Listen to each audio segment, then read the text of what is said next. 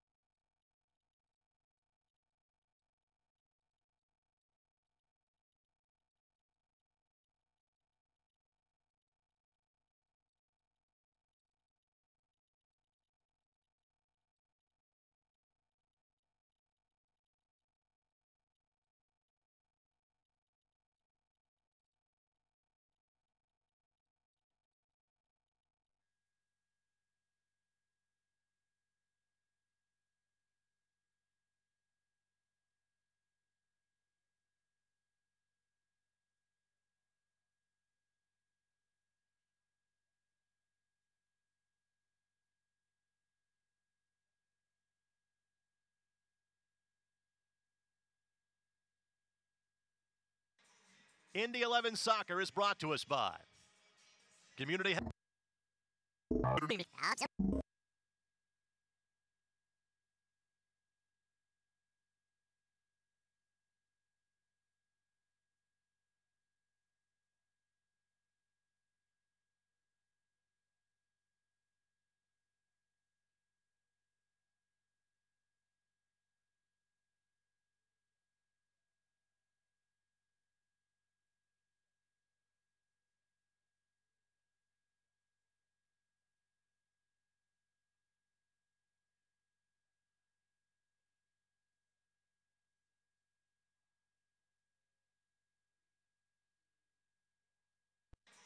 Indy 11 Soccer is brought to us by Community Health, exceptional care simply delivered. Community Health Network.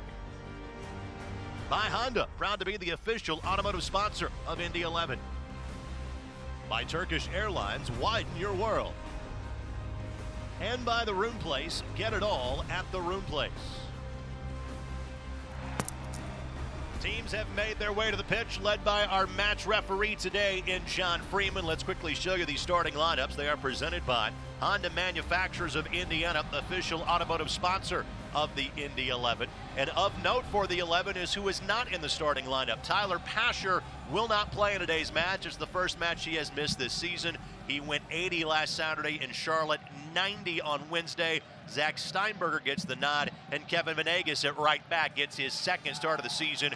He had been dealing with a hamstring injury. And the lineup for Lou City FC, we referenced the fact that Cameron Lancaster is their top scorer at 4 of their 10 goals so far this season. He and Ilya Illich, they have guys that have been here for the length of this Lou City franchise. There you see head coach Martin Rennie in his first season with the Indy 11. Of course, he has spent time in Major League Soccer with Vancouver, amongst other stops in his coaching career. And there is James O'Connor. He is the only coach in the history of this Louisville City program. Had an outstanding playing career that dated nearly 15 years in England, with stops along the way like Stoke, West Brom, Burnley, and Sheffield Wednesday. We thank you as always for joining us for this high noon start for Indy 11 soccer on My Indy TV. This is the last afternoon home game of the season for the Indy 11. Greg Ranjitsingh pounces on that cross intended for the speedy Nathan Lewis, and those two might know each other because they are both internationally tied to playing for Trinidad and Tobago. Ranjitsingh is from Canada and played at Mercer University, Division I college in Georgia, but his father is from TNT, and that is the country of his international soccer duty, if you will. Lewis, one of 2 Trinidad and Tobagans on the Indy 11 roster and on the pitch. Center back Carlisle Mitchell is the other. Let's talk about keys to the game. They are presented by your Central Indiana Honda dealers. Come out clicked in. This team wasn't on Wednesday night. That correct. For Indy, they've got to be locked in. Wednesday night, they gave up 2 goals in the first 10 minutes of each half. You just can't put yourself in that position and play an uphill game against the top team. Second, they have to manage the pace. The third of 3 matches in 8 days. Don't get into a back and forth game and get into your legs too early. For Louisville, reduce restarts in the defensive third. McInerney to Saad, that little tap and hit has shown itself to be lethal. Louisville will be wise to stay away from that, and then keep Indy out of transition. You know, there's going to be moments in this game where you could see Indy maybe sitting in a little bit to rest their legs and trying to break out in transition. Either the early foul or just the lack of turnover in the defensive third is going to play well into stopping Indy from getting out on the break. The flick forward by Watson, trying to track down Suni Saad, quickly swept away by Louisville City FC. You reference the rest on the legs. Louisville City comes in far more rested than does the Indy 11. Indy played at midweek, that 3-2 loss to FC Cincinnati. Louisville has been parked since their 5th win of the season of the 3-1 variety against Bethlehem Steel FC. That one goes up and over the bar. Fawn Williams had it eyeballed the entire way. Goal kick coming for Owine. Time now for our injury report, brought to us by Community Health Network Sports Medicine, official sports medicine provider for the Indy 11. Again, Ben Lundgaard, the backup goalkeeper to Owine. Fawn Williams out long-term with a thumb injury. Eugene Starikoff and Heiner Ferreira will hopefully be back in training next week. I think Starikoff probably closer than Ferreira, but both those guys have now reached the point in time, Brad, where they are more short-term injuries. Yeah, and possibly even available if they need spot minutes, but right now you've got such depth, there's no reason to risk it this early in the season. Zach Steinberger knocked off the ball, and Lou City FC will track it down. And these teams have played in terms of preseason friendlies before, and they met in back-to-back years in the 3rd round of the U.S. Open Cup. Both games at Carroll Stadium. In 2015, Louisville won in added extra time. Foul called against Nathan Lewis of the Indy 11, as he and Paco Craig both currently on the Lucas Oil Stadium turf. The last competitive match, if you're between these 2 teams, was also played at Carroll Stadium, won by the Indy 11, one of their 2 Open Cup wins in franchise history. And Lewis will have created the contact, even though by landing on the boot of Craig, he got the worst of the wear. And Lewis was a player that Did not make his debut for the Indy 11 until week 3 because of international duty for Trinidad and Tobago, and he had to leave that match against North Carolina FC early. He played 30 minutes on Wednesday night, coming in as a substitution for Ben Spees. That's a lot of wear and tear. You've got national duty as well as your club team, and you're pretty much playing 12 months a year. Long distance ball, settled just outside of the 18 by George Davis IV for Louisville City. They scored 3 goals in the opening 22 minutes of their victory last Saturday. And you can see, by design that they've gone into a 3-4-3. They got 3 forwards pressing high. They recognize that they were able to put that Bethlehem game out of reach in the first 22 minutes with 3 goals. And they also, you looked at film of Indy 11 versus FC Cincinnati giving up early goals in both the first and the second half. It's a recipe to really press a team early on and see if you can get that game slanted in your direction. Well defended by Lou City. McInerney was the target of that ball. But back to make the play was Paco Craig. Paco, one of 3 players on this Louisville City FC team that are from a tiny college in Georgia, Young Harris College, at the Division II level.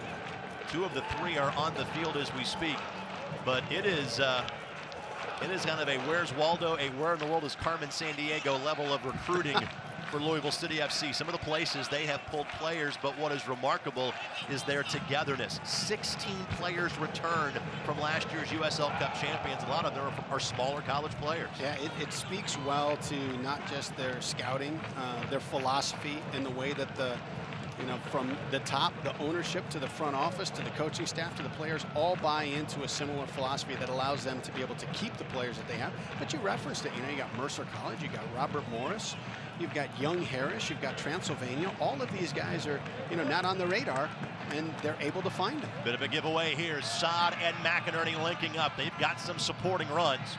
Quickly closed down, though, by Louisville City FC. Give and go.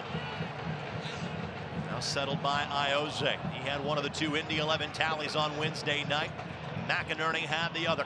Venegas, I don't think that's the ball that Kevin wanted to hit. It's our first chance to see Kevin at home, although we had seen him many times at his previous stop at Minnesota United.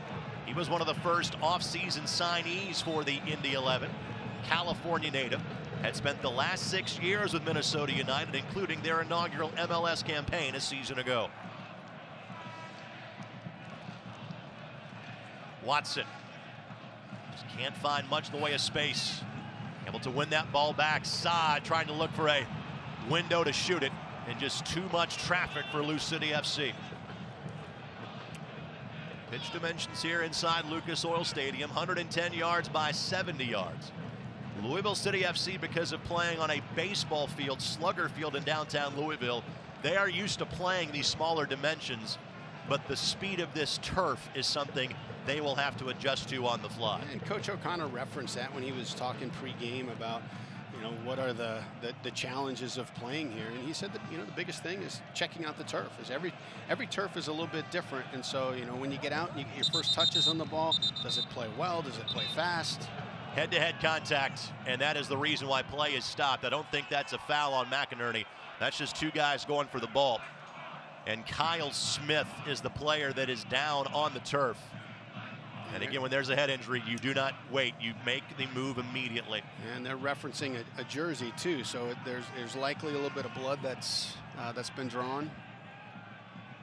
We've referenced the somewhat small college nature at finding diamonds in the rough for this Louisville City FC program.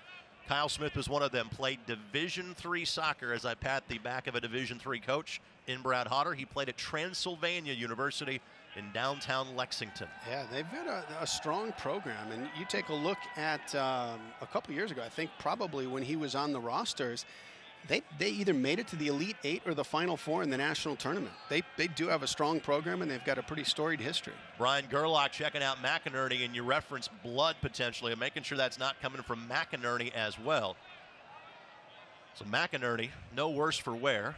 And there are some lines, and this is the first year we've had a chance to broadcast Jack's games, but there are some lines that we begin to use seemingly on a game-in, game-out basis, and McInerney plays far more physical than his size would indicate. It's I think a testament to him turning pro at such an early age is that he has the skill, he's got the speed, but you do have to develop a toughness, not just physically, but mentally, to be able to jump right from high school into the pro level. And you can see that in the way he plays. So Smith will be assisted off. They've got to stop the blood flow for him to get back into the contest. So temporarily, Lou City FC will play a man down. And Lou City should boot this ball back down the way to restart the match here for the Indy 11. And that was not a foul on McInerney, just a collision of the heads and going for the 50-50 ball. With that, Owain Fawn Williams will get some steps in to go track it down. This Louisville City FC program has made the Final Four, if you will, the Eastern Conference Finals or the USL Cup Finals in all 3 years of their existence. Eastern Conference runners-up in 2015 and 2016, and then the USL Cup champions beating the Swope Park Rangers in front of over 11,000 fans at Slugger Field last November. Consistency is one of those things that you really look for. You look for it in players, you look for it in teams, and you referenced coach has been there from the beginning. A lot of these players have long tenure. They've got great support from their fan base, and they've been consistent too in the standings and their performance on the field. This portion of the match presented by Community Health Sports Medicine, keeping athletes at the top of their game. Visit ecommunity.com/sports. It's a great ball. Ioze charging forward. No Tyler Pasture today for the Indy 11. What does that mean for the Indy 11 attack, the speed they've been able to use of Pasher so far this year? Well, what he's been really effective at doing is just chewing up some space with the ball, and then when he does get into a 1-versus-1, he's very comfortable and tactically, and technically able to execute and beat that first guy, and that causes a shift from the defenders to fix that space, and that typically opens up somebody on the other side. Now, you're missing him today, but does he have what he normally brings with this being the third game in 8 days? This roster has tremendous depth on it. Again, Lou City currently playing a man down while Smith is being tended to. He wants to come back in. I think he's being told a little more work is going to be required before he's able to re-enter the fray.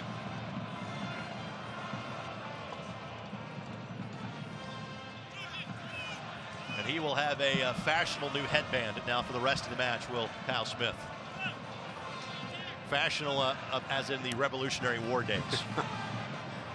But then again, it's Derby Day for the players from Louisville, so headgear fashion is common on this day and in this time of year for the folks from Kentuckiana.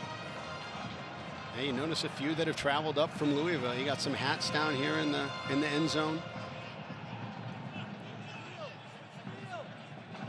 Oh, clever ball. Nico Mattern lifts it over for Lewis, and Nico Mattern's absence, he just, again, 3 matches in 8 days. He did not play on Wednesday night.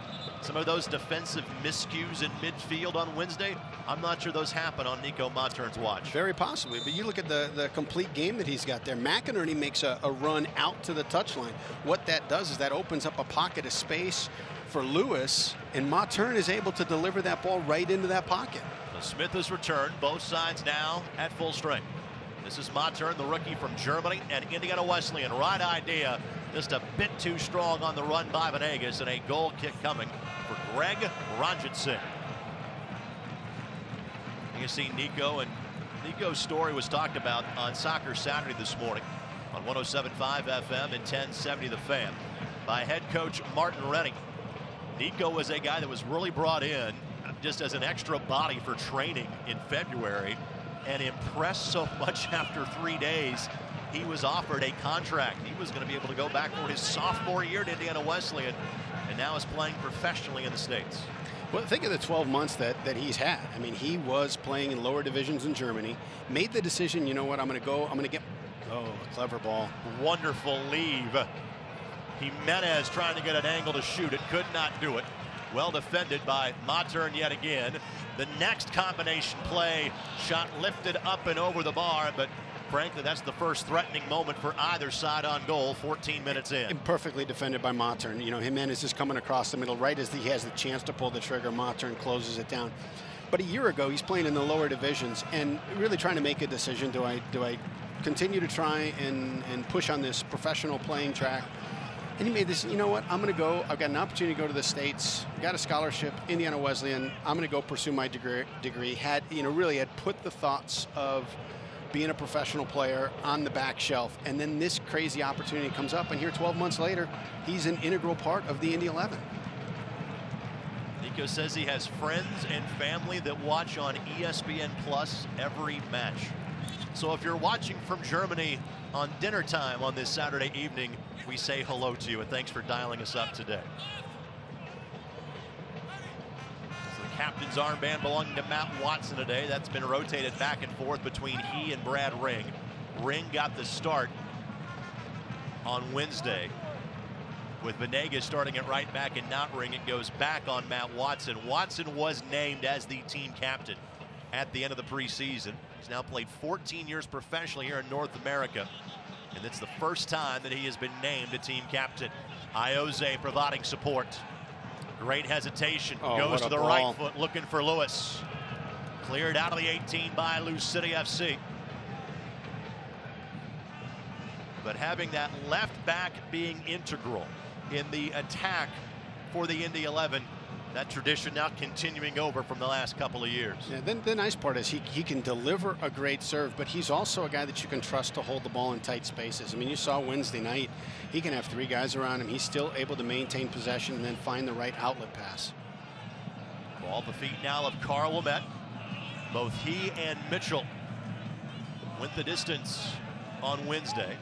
And generally it's thought on those short, weak matches, quick turnarounds, it's not as taxing on the center backs and on the goalkeeper to play Wednesday and turn around and play on Saturday. Well, one of the nice parts about having a veteran team is that you've been in these situations before and you know how to manage your body and manage your minutes. And whether that means an adjustment here in the third match where maybe you don't chase down 50-50 balls, it's got to be a 75% ball before you're really going to expend the energy to get forward.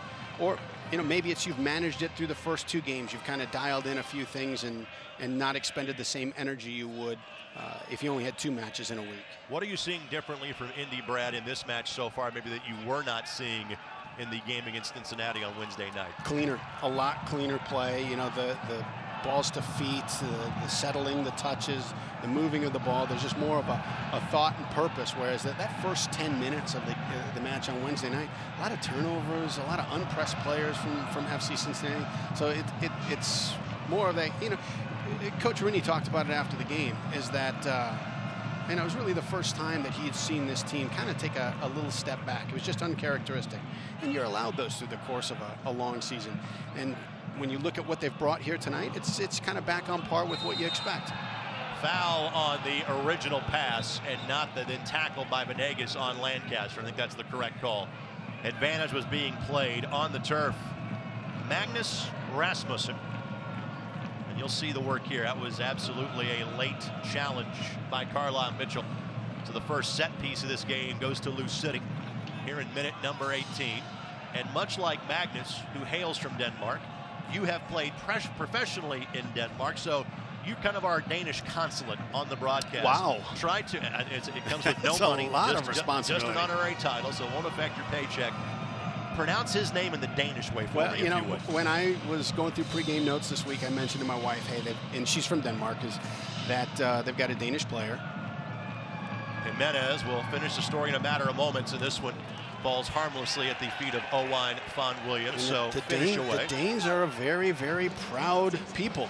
And so she wanted me to make sure that I pronounced his name correctly in the Danish way.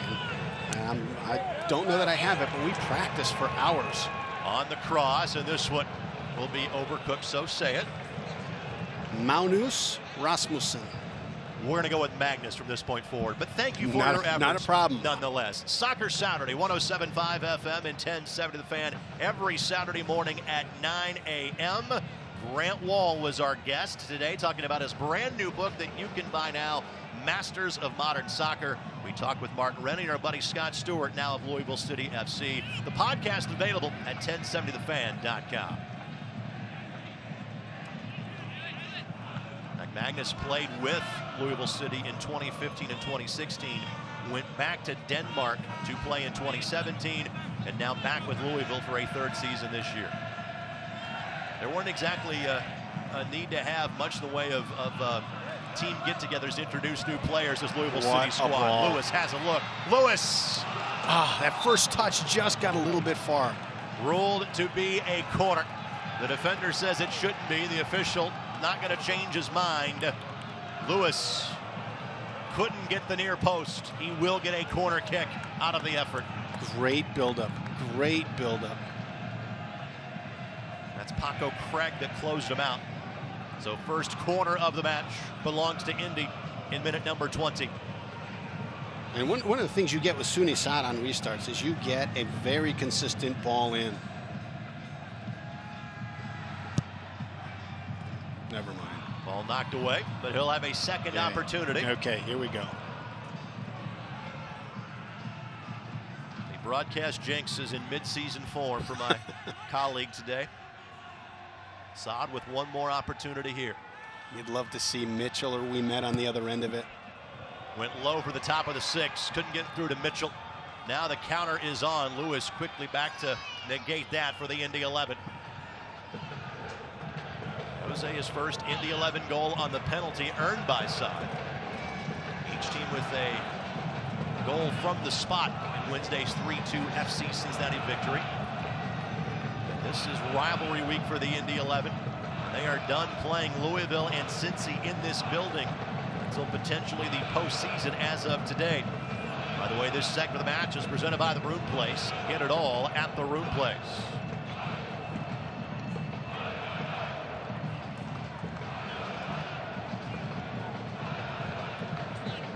First time that Venegas has played on this term. There'll be an adjustment period for him as well at right back for the Indy 11. Part of the best 11 during his days in the North American Soccer League with Minnesota United. He and Zach Steinberger grew up not that far apart from each other in California. Kevin just a couple of years older. Both California natives that have made their way to Indy.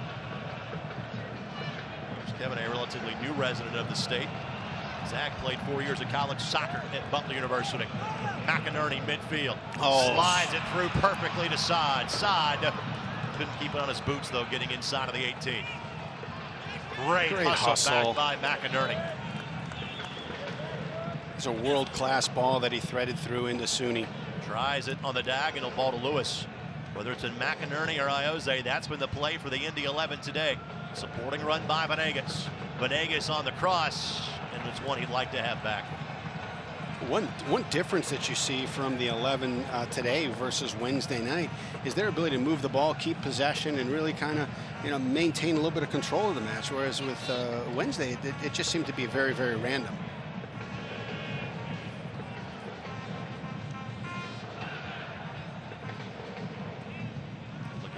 Montern holding things down in the midfield for the Indy 11. First Indy 11 player to hail from Indiana Wesleyan University.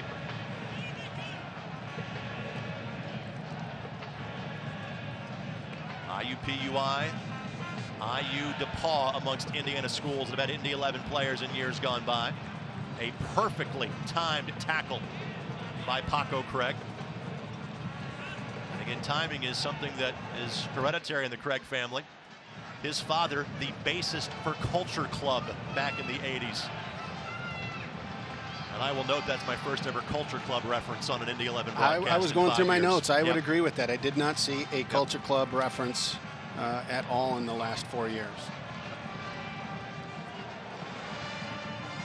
We'll have to get back into the archives at some point on that one. I mean, you're as good with music as you are with sports. I mean, Wednesday night you're talking off camera about Tony. Never heard of that band. Or was that a song? It's the band, thank you. Lancaster can't get to it. And very calmly, ball is steered away. And Montern unhappy that Venegas didn't really come to get it. Tries to work it around Rasmussen and cannot. Mitchell will buy some real estate, sending it back towards the midfield. And I'd say that's one of the benefits of having 3 front runners, as Louisville has lined up today, is you've got the ability to press a back line and force some turnovers. This is Del Piccolo, knocked off the ball by Steinberger. In a game with few fouls at this point, now 2 against the Indy 11. Restart coming quickly. Let's show you the replay of the foul. And I would agree with the call on both fouls so far. They've been rather obvious. Steinberger in his second stint with the Indy 11 and draws a foul from Rasmussen and earns the ball back for the boys in blue. So Zach played with the Indy 11 in 2015, then spent 2 years playing for the Jacksonville Armada and easily had his best year as a pro last year in Jacksonville. But he too one of the early signees for the Indy 11 this offseason. Select is the official soccer ball of the USL. For the latest Select products and special offers, please visit SelectSportAmerica.com. Receive free shipping on orders over $50.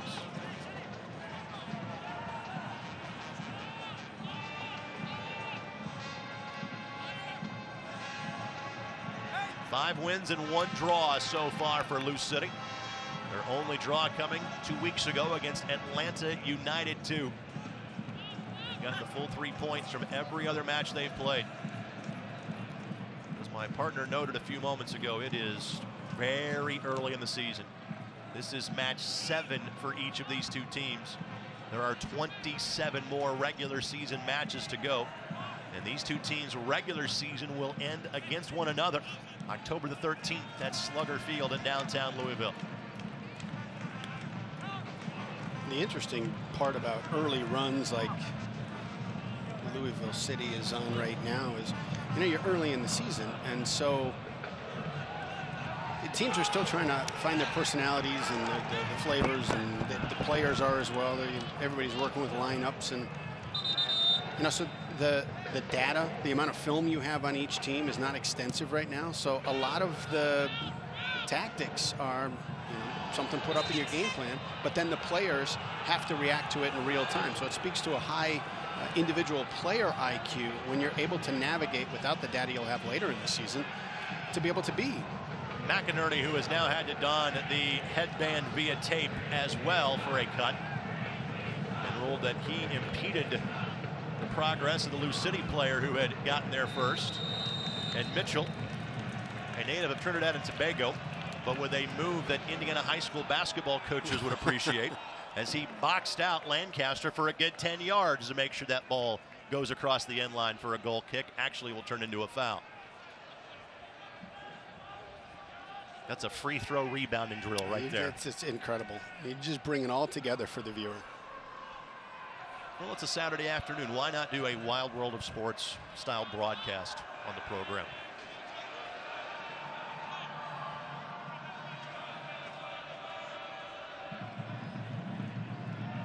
It is a very busy sports day. We've referenced the Kentucky Derby taking place, the mini marathon happening just outside of the building throughout the course of the day. Although if you're not finished by now, you probably shouldn't be running in the mini marathon.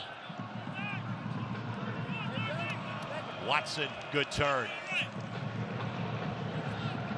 Lengthy trek for Watson, and Watson draws the foul. They bailed him out. We've referenced the fact he's played for 14 years in North America.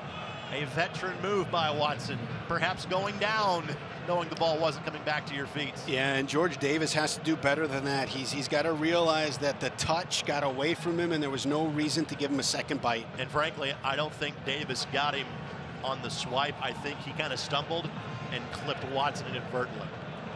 Nonetheless, it works for the Indy 11. I don't think it was the play for the ball that got him in trouble. I think he kind of stumbled after the play. So set piece opportunity here, and again it is Sooney Sod. This will work like a bit of a short corner. Mitchell, the tallest target inside of the 18. Looking back post and nobody there. And as has been the case at times this season, everything comes until about the final third. Yeah. It's that last touch that's been a problem. Yeah, the 11 have had no problem all season creating great opportunities. It's been the execution in the final third. And you take a look at 2 corners in that restart. Those are 3 balls that SUNY South would like to have back.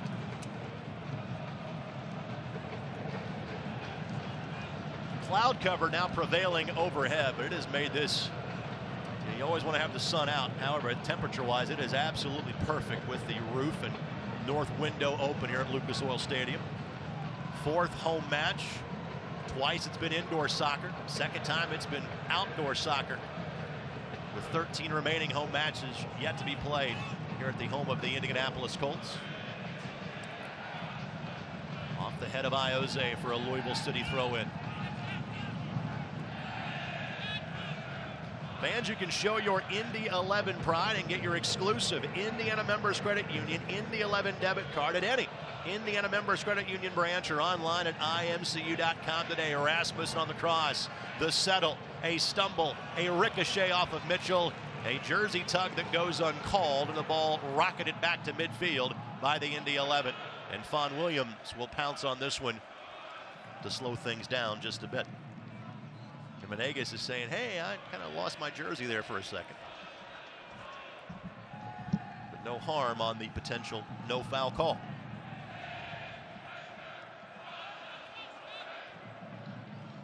Good flick forward by Saad, except he had no supporting run.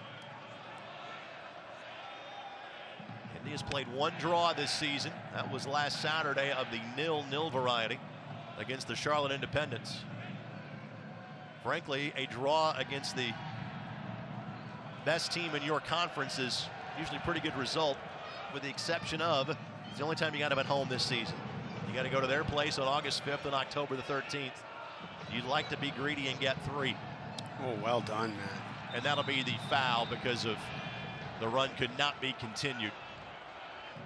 Restart coming from just shy of the midfield stripe. And Watson spending some time on the turf for good reasons for the Indy 11. Yeah, liked his mindset there once they broke pressure to really try and quickly get it out the other way.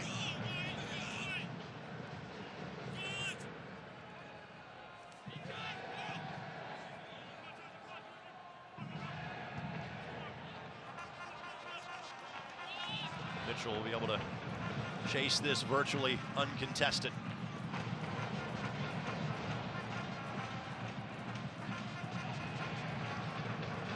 Good read by Matern. He does not play like a kid who was a college soccer player in the fall, does he? No, but I think that was 25, 26 years old. I think he, his experience is more than just that year. There. And that'll be a foul given. And to be honest with you, I'm not sure about that one because he got there late. I'm not sure how he made contact with the ball. It shows you just his great level of athleticism. But if I'm the defender, I understand why you're upset about that call. Because McInerney was there for a millisecond, the right millisecond. The Louisville player was there first. I tell you what, we're 30 minutes in. McInerney's already taken a pounding today.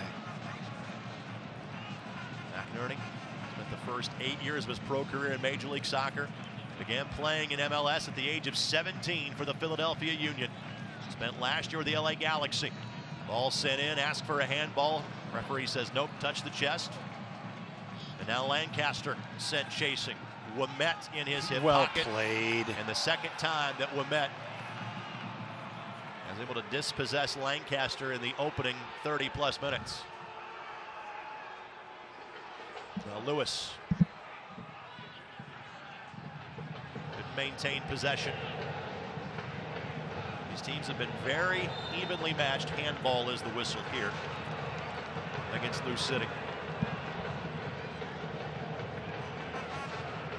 Illich, the running mate up top. Cameron Lancaster.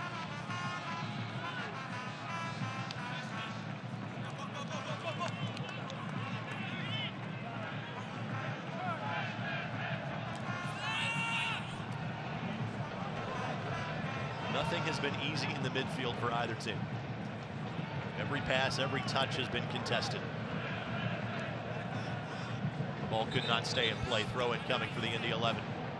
This portion of the match presented by Honda Manufacturers of Indiana, official automotive sponsor of the Indy 11. at SUNY Sod. He had the brace in the last Saturday matinee for the Indy 11, the win 3 weeks ago against Nashville SC. Now some room to operate for Steinberger. Looking for the cross, headed, but up and over the bar. Good look by Zach. SUNY just kind of couldn't get the controlling touch that he wanted to on it.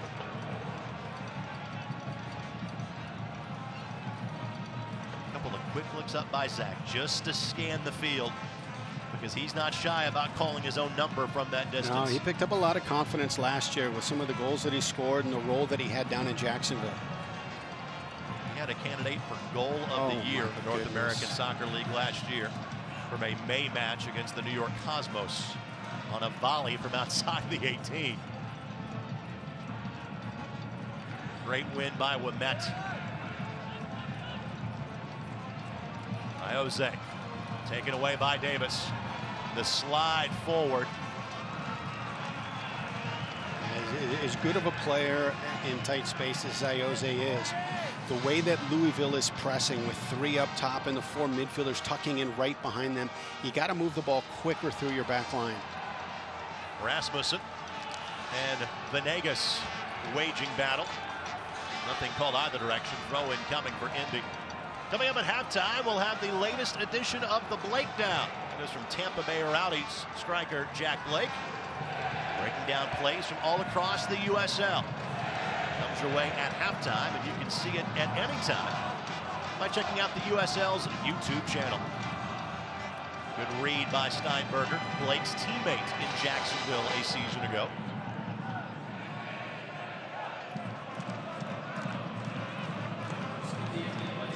Lewis, good read. Chance with a quick counter. McInerney trying to stay on side. Ball doesn't head his way. Steinberger right good flick. Back to Lewis. Just a step behind him. 2 defenders there. Steinberger avoids them all. And he sees 2 more defenders. Sod goes to the turf. Does not get the whistle. Sod put himself in harm's way trying to draw the contact. Talk about guys that are having more of an impact today than maybe they did on Wednesday. Steinberger would be of that group. Getting his second start in 4 days. Watson. And that's a card coming. Our first card of the match shown to Paulo Del Piccolo for Lou City FC.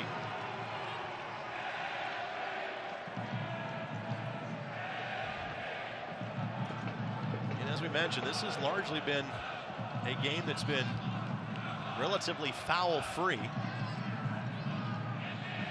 Watson earned the card. Del Piccolo plowed through his leg in his effort to get that ball.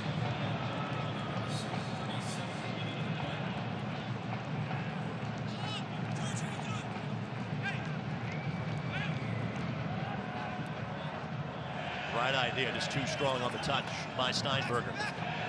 Steinberger, formerly the 8th draft pick in the 2015 MLS Super Draft of the Houston Dynamo after 4 great years at Butler University. Butler again had a first-round pick in the draft this past year. Carmel native, 5-year goalkeeper Eric Dick, now part of the Sporting Kansas City franchise. This portion of the match presented by the Indiana Economic Development Corporation. Take your business to the next level in a state that works. Great job by Mitchell to hold his ground. Venegas. That ball defied the laws of physics a couple of times, not going across the sideline. Rowan coming for Venegas. At a glance at Martin Rennie on the sideline. Should he be happy what he's seeing from his team right now, Brad? Yeah, I think you've held the better of the play. I think you've had some pretty dangerous opportunities. You know, the one thing that you want to remind them at halftime is you got to reduce your touches in the back line because the pressure's coming at a rate you haven't seen yet this season. And I'd actually like the wing midfielders to hold their runs a little bit more. You got a 3-back system that Louisville's playing, so there's a little bit more space on the back, on the outsides, and when Lewis and Steinberger press up a little bit too much, you bring their wing backs back, and now they're playing with a 5-back. So maybe hold those runs, wait for that ball to be delivered, and then accelerate into that space. Sports of the match presented by Turkish Airlines. Widen your world. We'll talk to Martin Rennie in the Turkish Airlines halftime interview at the end of halftime. Venegas takes the bump from Jimenez. And there's going to be a bit of a conversation here on that little shoulder dip. The ball was heading out of bounds. Yeah, you could see Coach Rennie was not happy with how far Venegas was off of Jimenez the last opportunity that Louisville had, and so he wanted him up closer, and so when he was in position to be able to just step in front of Jimenez and deny him the ball, and Jimenez took exception to that. A little push in the back.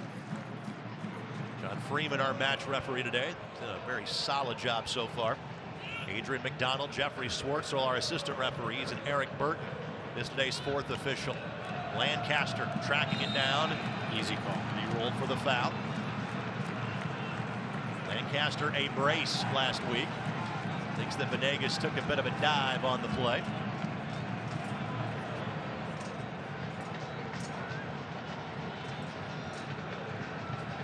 Lancaster tied for the second most goals in Louisville's franchise history with 16. Has a chance to pass the leader. By the end of this season, that leader accomplished that mark in 1 year. Matt Fondy, their first year in 2015, had 22 goals. We saw Matt the last 2 seasons playing for first Jacksonville and then for North Carolina FC. And we have a player injury behind the play. That is Speedy Williams, the player that is down for Louisville City FC. Native of Jamaica. And they ask for the trainer to come out immediately.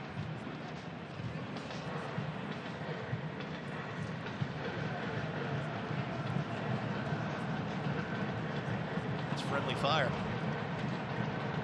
It's, you don't know if it was the head or the neck knocked his wind out of him a little bit, but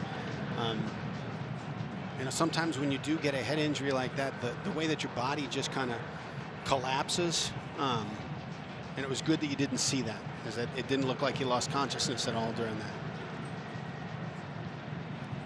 Louisville City have just 6 reserve players listed for today's game, and 2 of them are goalkeepers. 1 forward, 2 mids, and a defender are the players that are available for selection off the bench for Coach O'Connor's squad. For a second time, Louisville City FC will play temporarily a man down. Ryan Owensby, Luke Spencer, Niall McCabe, Alexi Swahi, the 4 non-goalkeepers available off the bench today for Lou City. There's some flexibility in the guys that are out there. Rasmussen, he can play in the back line, so they can tweak a few things, even though they've only got 1 defender listed as a sub. And part of it goes to the philosophy of the kind of players that they look for. I had a chance to visit with Scott Stewart, former Indy 11, actually sat in your chair a couple times, and he talked about how when they sit down with a player before they even get on the field, there's a psychological test, and if you don't pass that personality test, you're not going to the field. McInerney with the settle.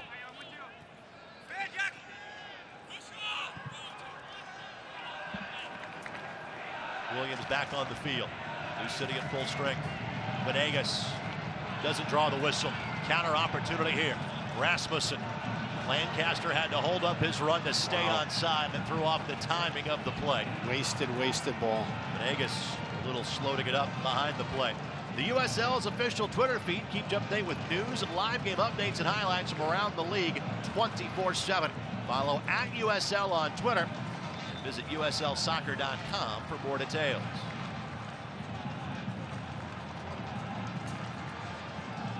There will be, because of the pair of injury stoppages, at least a couple of minutes, I would imagine, of stoppage time before we get to the halftime break.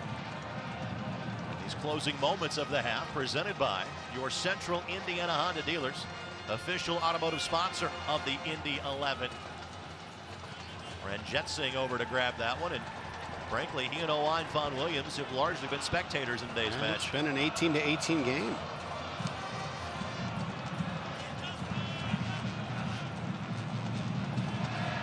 Steinberger.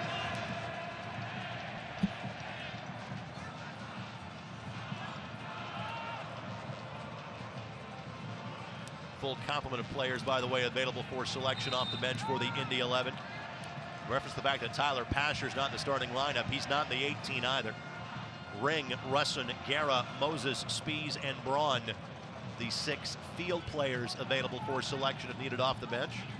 And Jordan Farr is the other goalkeeper in uniform today as well, the rookie who has yet to see match action this season. You can imagine you might see him get his first time in the U.S. Open Cup, which will be in 11 days and a long way from here.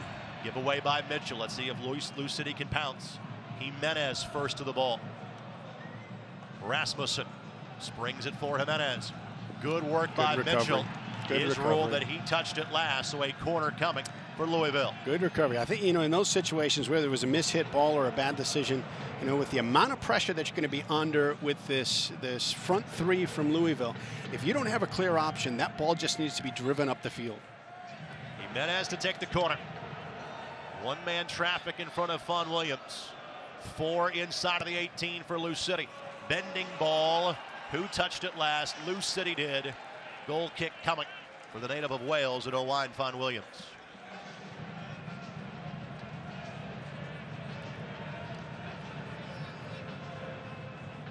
McInerney got a flick on it, but didn't get much on it. He's had a game today. I think this is the best we've seen of him. 4 minutes, so we got ourselves some time here before we get to halftime. And we had a lengthy stop because of the head wrap you see both Kyle Smith as well as Jack McInerney wearing. In fact, the head wrap for Smith has been changed a couple of times, it looks like. Long distance ball, Mitchell. Good work between he and Venegas. Second match they have played together. Now Saad. What a ball. With Smith tracking him. McInerney wants it back post. Doesn't get through. Good read by Steinberger.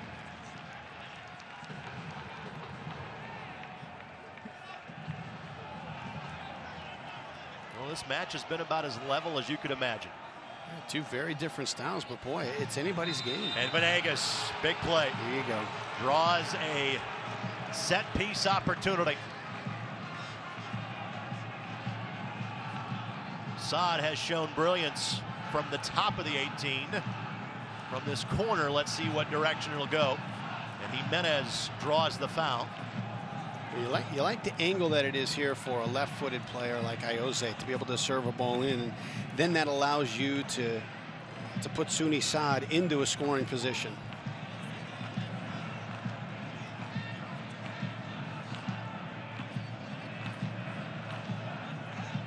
This be Venegas with the right foot. I tell you, they plugged it up, but there was a ball that you could have slid in there a second ago.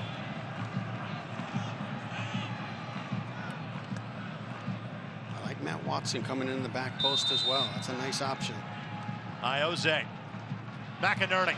Ranjitsingh got just enough to it. However, the offside flag was up, and McInerney did not level with the high line, and that's the reason the flag went up. That's a good ball, though.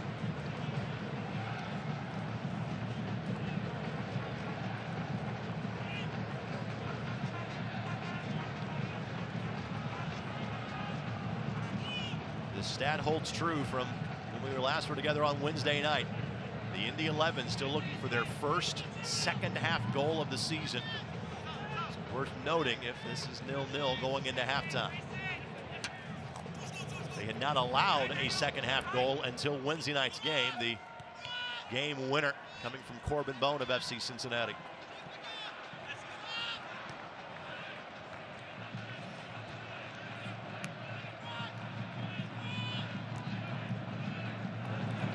Williams, most of his work has been of this variety. The high hoppers that he can easily claim without much traffic around him. Line on loan from Inverness Caledonian Thistle, his team in the Scottish Premier League. Spent many years playing at the League One level in England.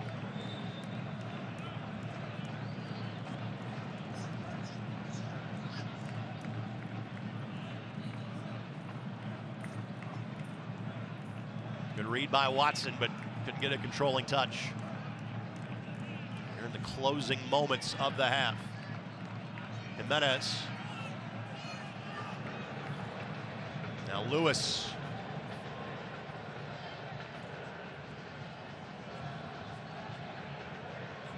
Turn as advertised, cleaning up the midfield today for the Indy 11.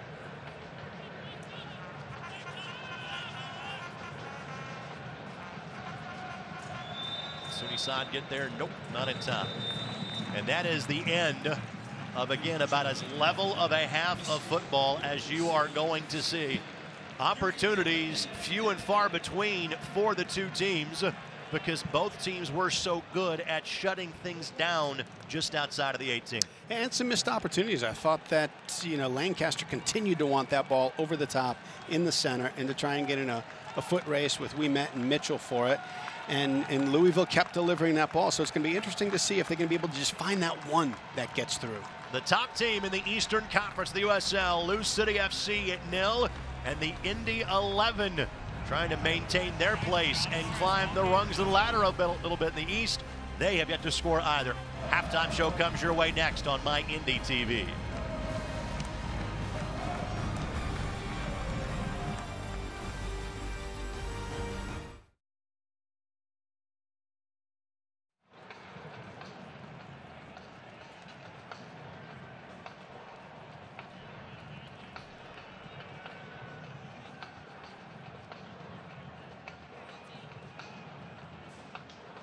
Yeah, interviewing me. All right, everything off camera here. Copy.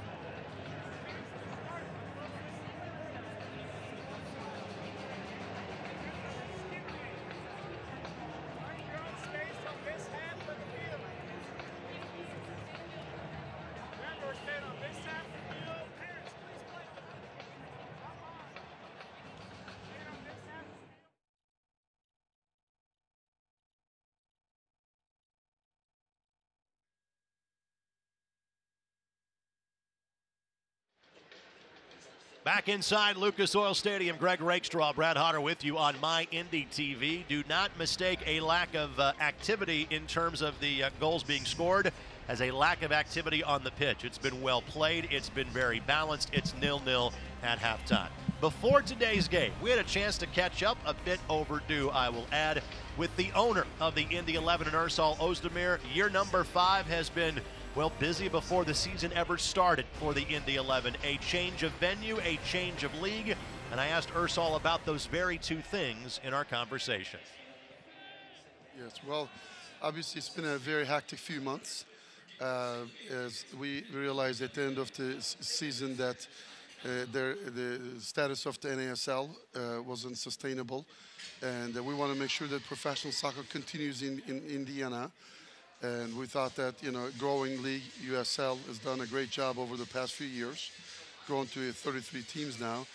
We felt like this was a good move for us to move to a league to keep professional soccer alive, as well as be part of a league that grows, has been growing and continues to grow as well. So it's been a lot of work in the last 3 months.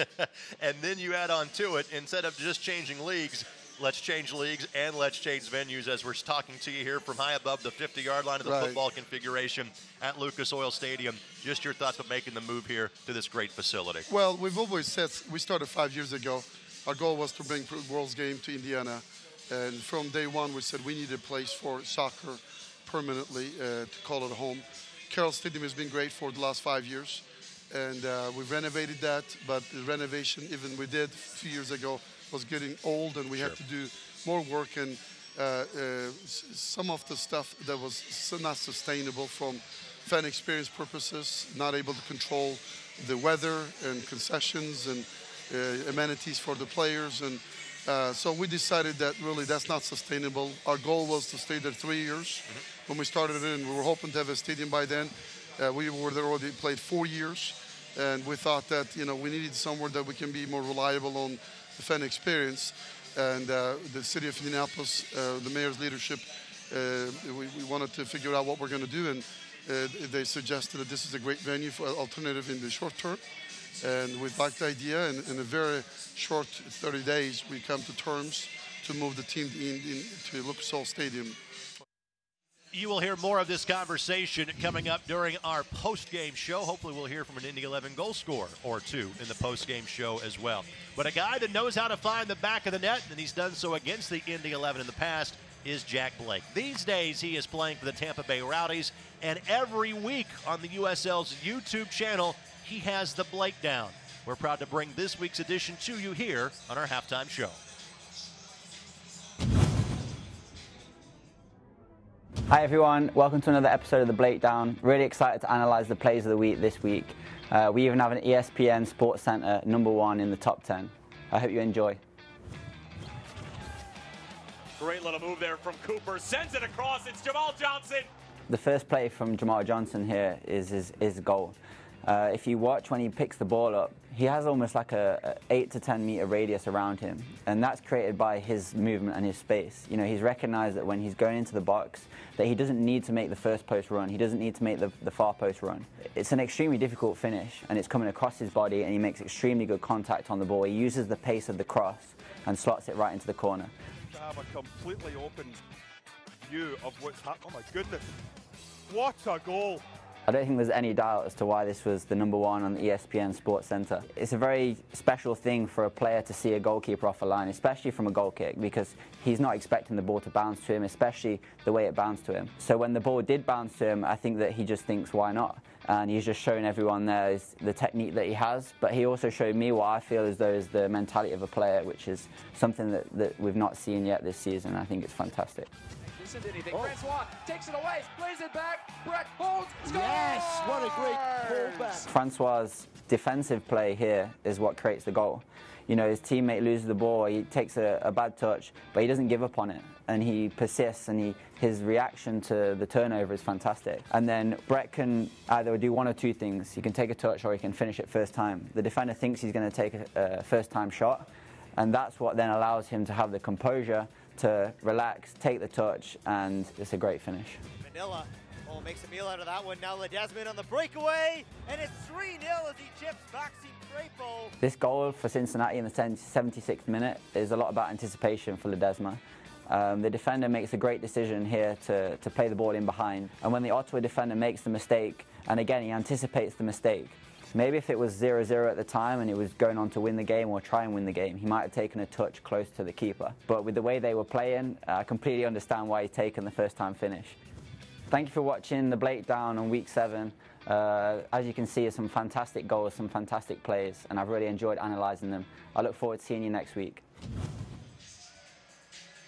Thank you very much, Jack. And back at Lucas Oil Stadium, 0-0 the score between Indy 11 and Louisville City FC. Again, Greg Rakestraw, Brad Hodder with you here on My Indy TV. Brad, your thoughts on the opening 45? I thought it was a great 45. I think both teams have a good tactical plan. I think both are adjusting well to it. Indy's got to be careful of the repossession from the pressure of the front three from Louisville. And the back three from Louisville have to be cautious.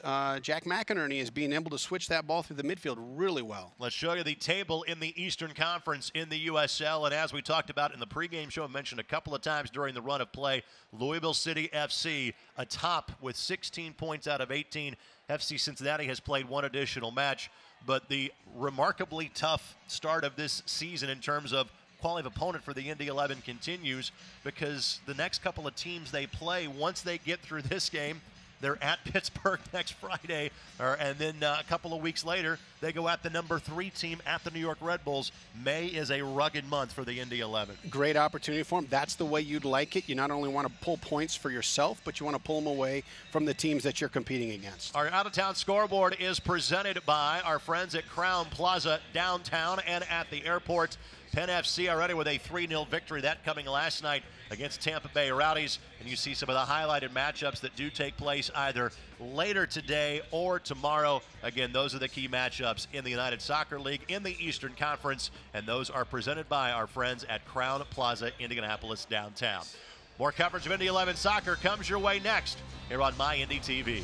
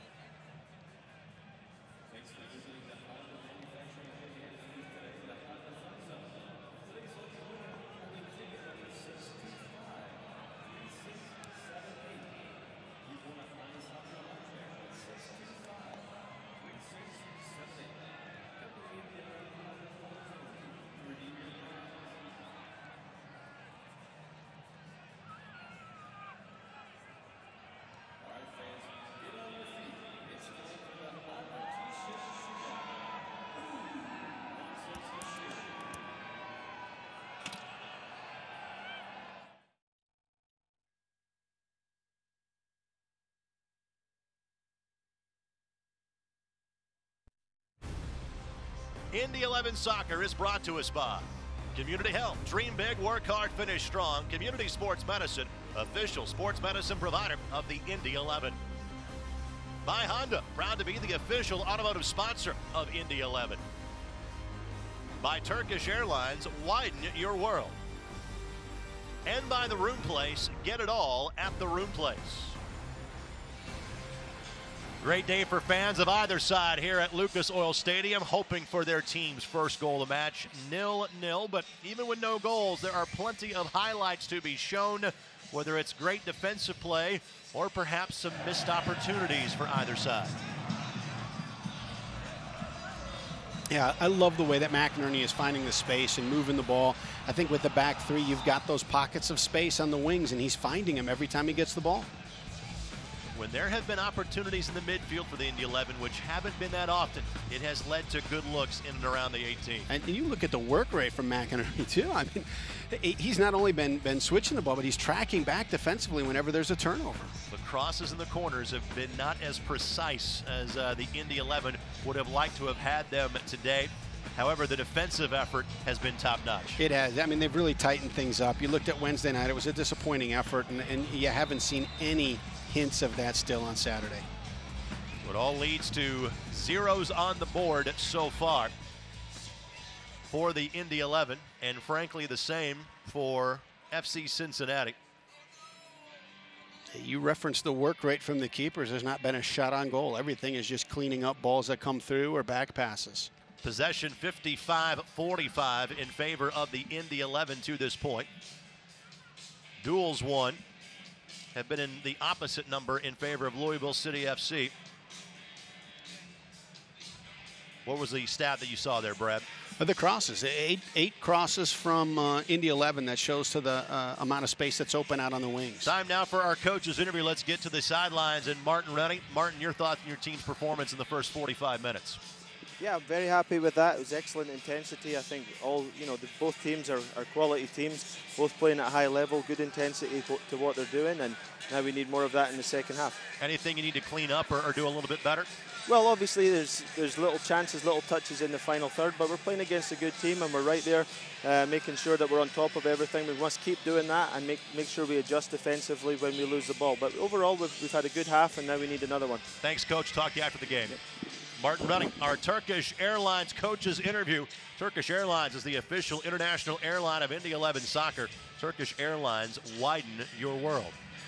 You get, when you look at those 8 crosses, you've got the wings are being defended by Louisville's wing midfielders.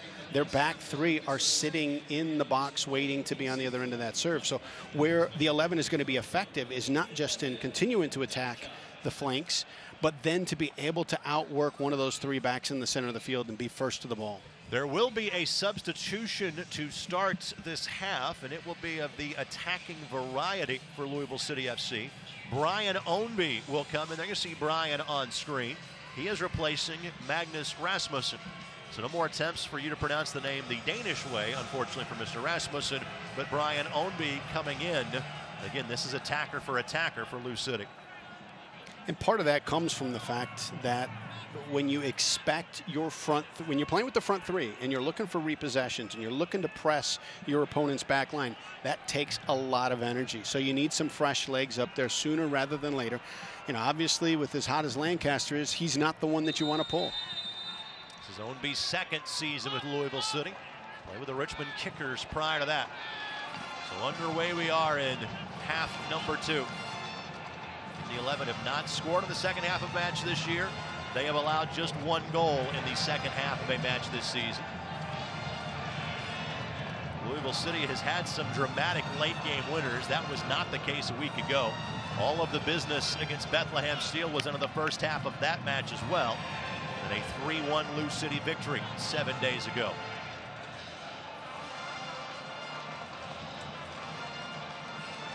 The head wrap is now gone from Jack McInerney. It remains for Kyle Smith with their collision from earlier in the match.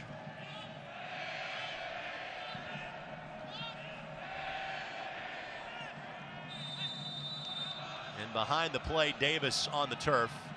And the assistant referee felt that was worthy of a foul. So the restart coming from just in front of the Lou City bench for the visitors from Kentucky.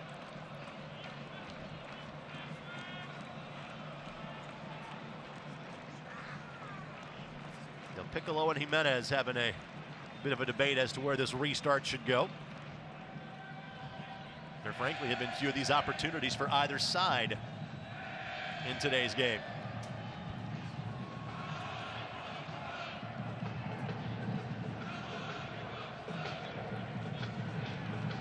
And you can see the value that the 11 place on defending this. Everybody's back.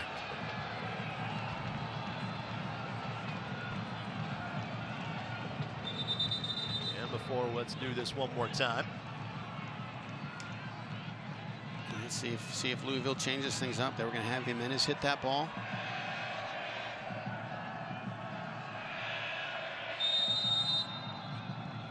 Del Piccolo now looking back post, and Mitchell will give the corner.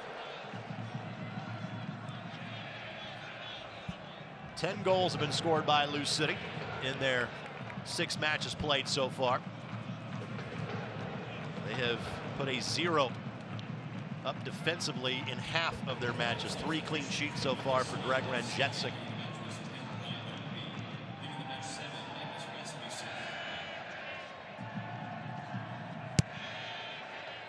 Good bend to this one, but just missed the intended target.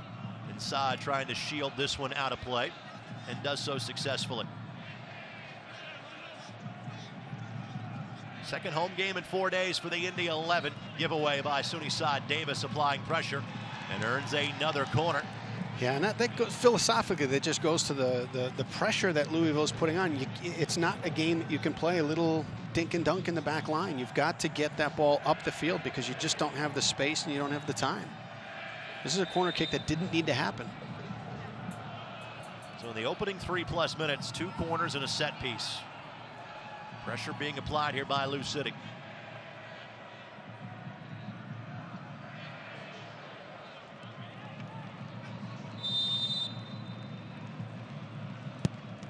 This one deflects off of Lewis.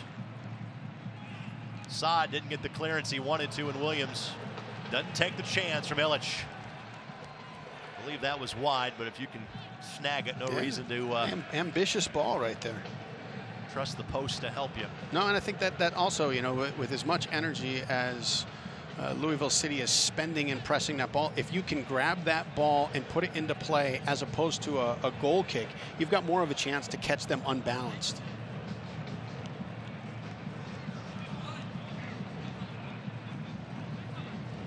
Reference the fact that Greg Ranjetsing has 3 clean sheets for Louisville this year, as Fawn Williams didn't put the boot to the ball the way he wanted to on that one. So does Alwine Fawn Williams for the Indy 11. Good play by Mitchell. Took charge of that to get it out of the 18 with haste. All those clean sheets, though, for Fawn Williams have been on the road. Calmly headed down by Smith to Ranjetsing. Fans can get exclusive video content and photography from across the USL by following the league's Instagram account at USL Soccer. Lewis. Whoa. Great touch. The cross doesn't get through. Steinberger was the target. Seth Tosh, first time we have called his name today, makes the play but gives the corner in front of the BYB. What an incredible opportunity. Great touch by Nathan just to allow himself to get out and use his speed, and Steinberger's making the perfect run. It's Suni Saad, his 3rd corner of the game. A little room by McInerney. Just trying to steer it up and around Ranjetsing, and did so by lifting it over the bar.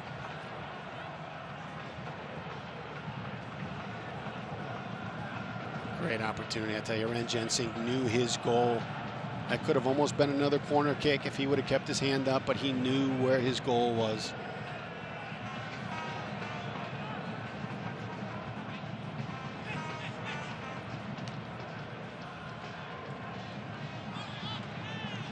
And that'll be a foul whistle against Lou City.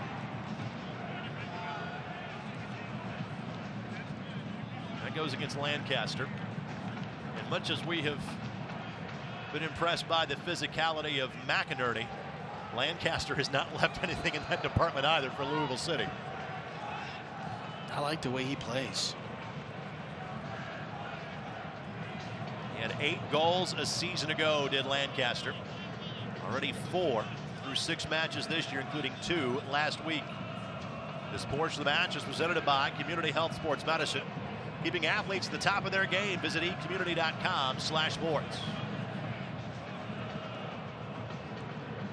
Met's able to lift that ball around the fresh legs of Ownby, who came in at halftime, replacing Rasmussen.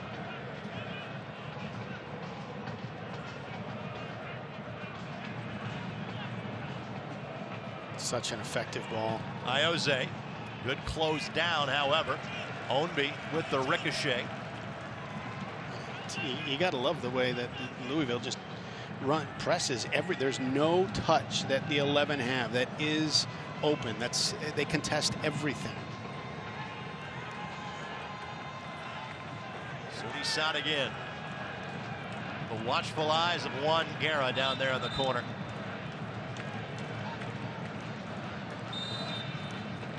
It will be the short variety to Lewis. Lewis with the left foot and can't keep it in play. Barely kept it in the building.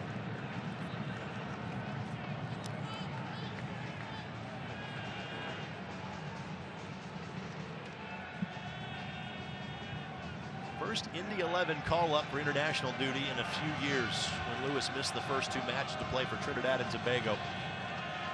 Eric Morales had a couple of those the first 2 years for Honduras. Ben Spencer had that the first year. playing for the U20 national program.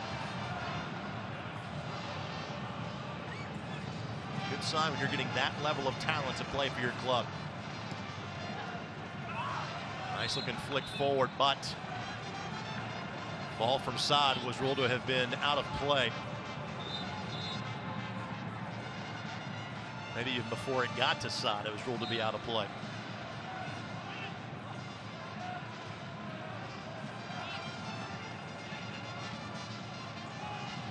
McInerney, right idea. Good follow-up by Steinberger to keep the attack alive. Now Mattern looking for the long-distance ball. But not enough in the vicinity of Lewis to be a difference-making pass.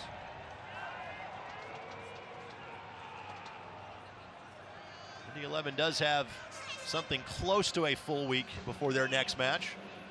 Their only Friday night match of the season comes up this week. They visit the Pittsburgh Riverhounds, who, like Louisville, made it through April without a loss. Much as Indy will play Louisville on 3 occasions, they will also play Pittsburgh on 3 occasions this season. First of those comes up on Friday night at 7 o'clock.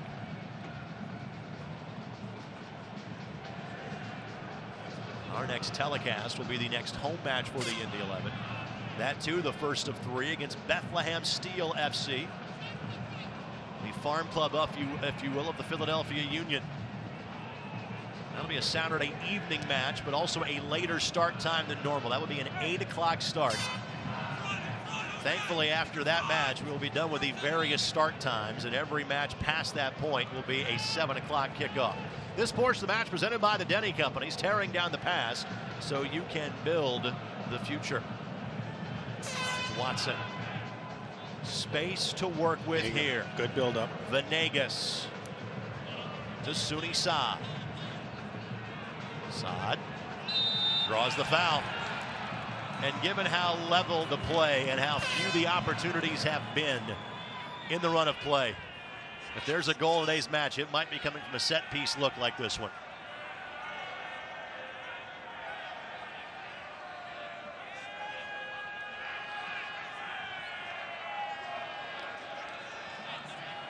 Venegas that will steer this one in.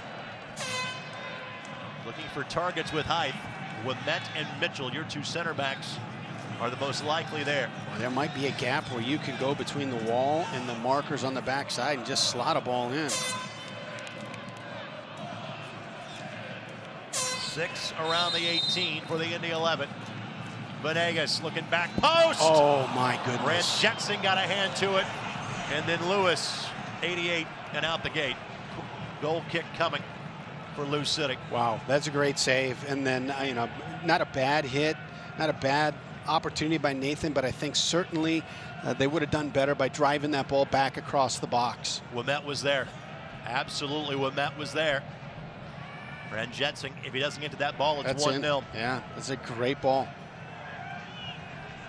Such is the nature of that position. You can be largely a spectator for 55 minutes.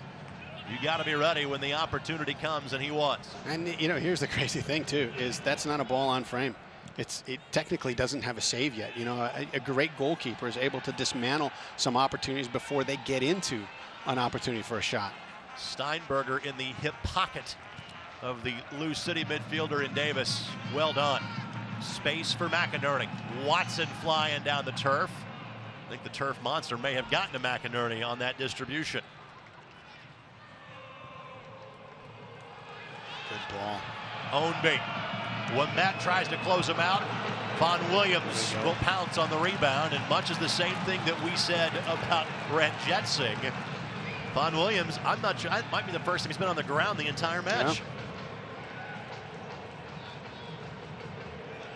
Ownby looking for a goal as a sub in this match, entering at halftime. He did well to bring that down under pressure and be able to get a shot.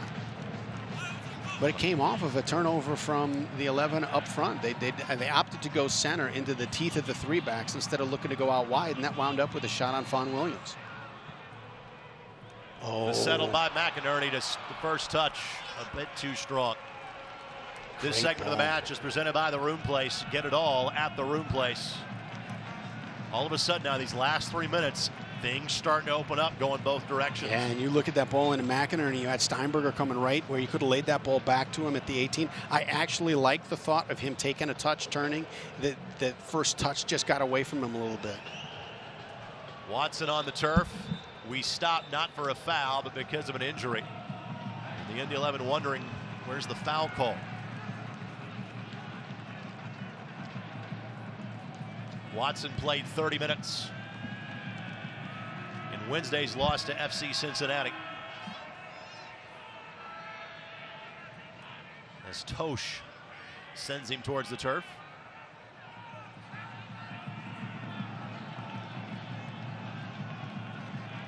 That might have been one of the rare ones that the official got wrong so far in today's match. Watson from England. Played 1 year of collegiate soccer at the University of Maryland at Baltimore County. Spent last year with Phoenix in the Western Conference.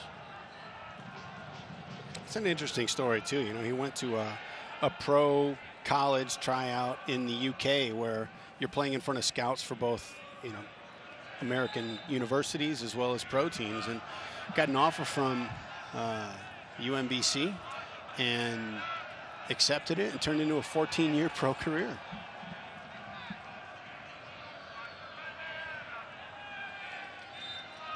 Fans, you can keep up to date with all the best social media from around the league as Kelsey Steele hosts Off the Post every Friday through the league's Facebook, Twitter, and Instagram feeds.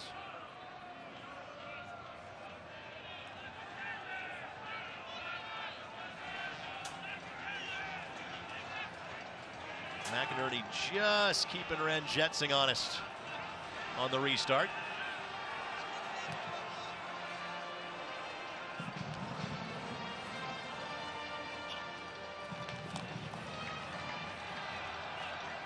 Watson. McInerney.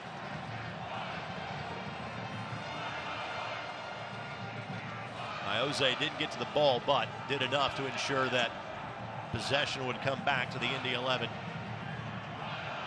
See, Coach O'Connor was a player coach at Orlando City before they went to Major League Soccer. He was named as the first head coach of Lou City FC, and he's been the only head coach of Louisville City. Native of Ireland. He referenced the fact that he's played for several different Premier League teams. One of them relegated for the first time in a decade earlier today. The Potters suffer the drop. Stoke City heading to the championship next year. The final day of the Championship League season is tomorrow. Know that Wolverhampton will be one of the 3 teams that will make their way up to the Premier League at the conclusion of the year.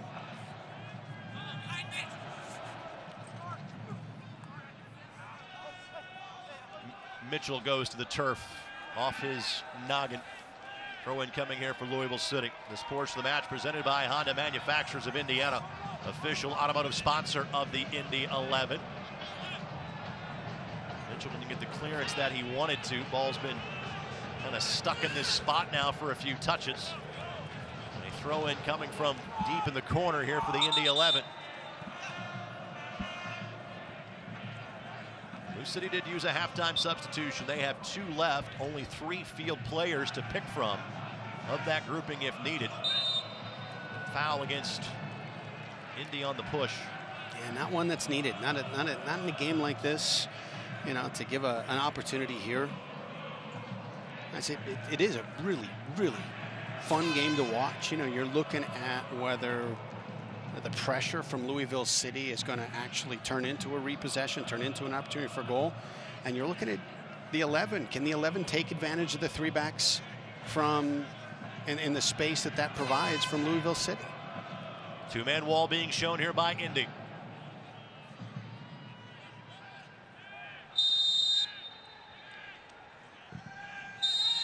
And before it's even an attempt, foul called against Louisville.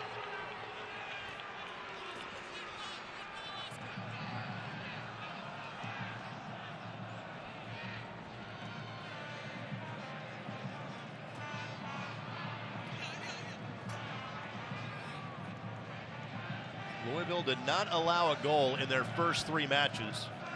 They have allowed 1 in each of their last 3. So they've given up just 3 on the season. And that will be a throw-in for the Indy 11. They have gotten victories in 2 of those 3 matches. Their most impressive one of the season so far, a victory at FC Cincinnati. Those 2 teams will play again in Cincy on May 26th. Good opportunity here. Sooney Saad makes the bump, plays on. Iose looking for options. Now Lewis. Throw in coming. Both these teams are averaging, allowing less than a goal per game. Literally half a goal a contest for Louisville City allowed. Indy 11 about 0.8, having given up 5 in 6 games, but 3 of those on Wednesday. And Watson commits the foul. It's going to be interesting to see when these 2 teams match up the next time, when it's on fresher legs and you've got some data points to pull your tactical game plan from. You know, when you look at Lewis and Pasher and the pace that they play on the outside with, are there some changes in the way that Indy will play on fresh legs than they do tonight? In fact, the next time they play, Indy will have a 10-day break before they play in Louisville on Sunday, August the 5th. Offside flag went up if McInerney had made an attempt to play that ball. Long distance pass. What a Ownby ball. Streaking behind the defense. And Ouimet simply bails it out. Kicks it through the end zone. Corner coming for Louisville City. Holy smokes, they found some nice opportunities over the top. Luke Spencer about to be the next substitution in this match. Spencer won his way on to Louisville City through an open tryout. He replaces Ilya Illich here in minute number 66.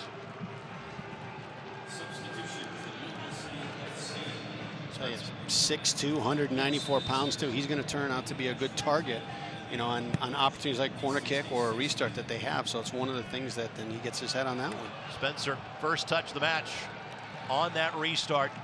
Eventually shielded out of play. Another corner coming here for Louisville City FC. This is Spencer's 2nd season with Louisville City. 23rd overall selection by the New England Revolution, the 2012 MLS Super Draft.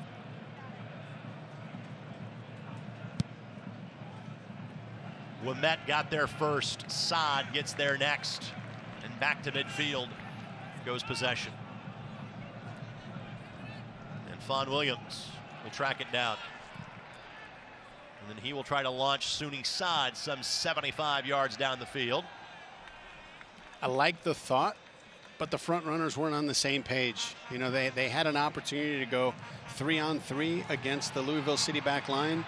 Now Ownby on the flick from Spencer. Spencer couldn't get a boot to it. Ouimet able to shield away Spencer. Those are 2 workhorses going at it right there. A lot of body. Now Lewis trying to find some open real estate. Slides it through to Steinberger. Oh my goodness. Left it for Saad. The 2 couldn't connect. Good pressure by McInerney. And that's going to be a card given to McInerney. First card shown to the Indy 11 in today's game goes to Jack McInerney. Huh.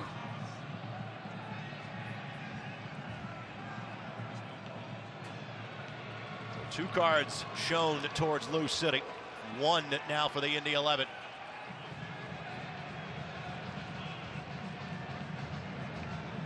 It must be the high boot.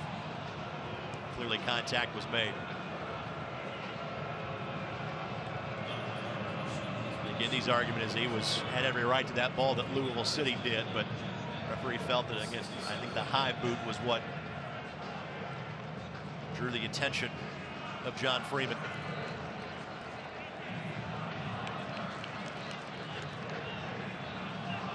Two more home matches for the Indy 11 here at Lucas Oil Stadium in the month of May.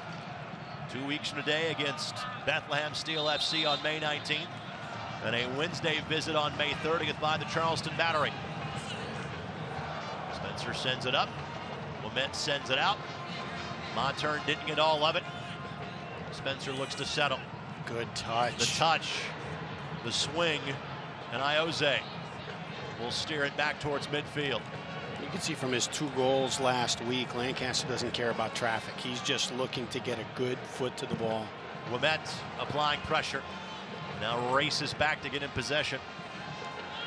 Little change in tactics from Louisville with Spencer coming in. He's serving more as a target. Lancaster's playing just off of him. So watch balls being driven into Spencer and little flicks, little touches into the space for Lancaster.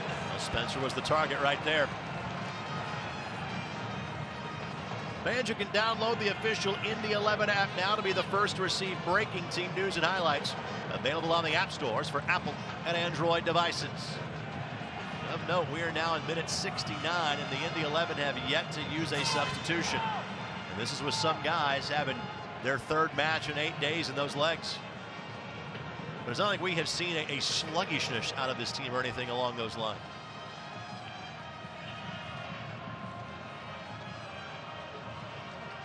Ioze splits the difference between Saad and McInerney.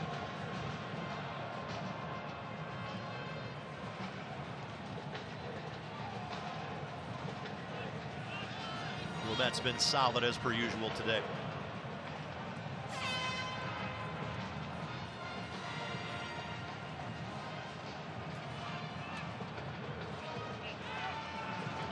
Ernie and Craig got tied up there for just a second. And Mitchell made that one maybe a little more nervous than it needed to be. Fawn Williams does the job of forming a wall against the end line and kept it in play. Well, Wine learned how to deal with those turf bounces playing here in the States. Said he played a little bit on turf in England and in Scotland.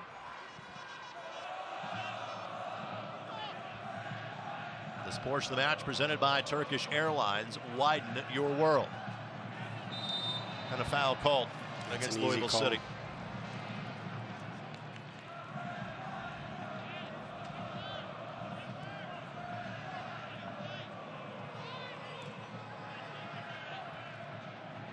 Turn for Lewis. Lewis timed the run out perfectly. 5-man back line, 2 midfielders dropping for Lou City. Throw in coming, not a corner, but a throw here for Indy. Yeah, great ball by Matern into Lewis. You'd like for Lewis to take the 1v1 before cover tucks underneath it.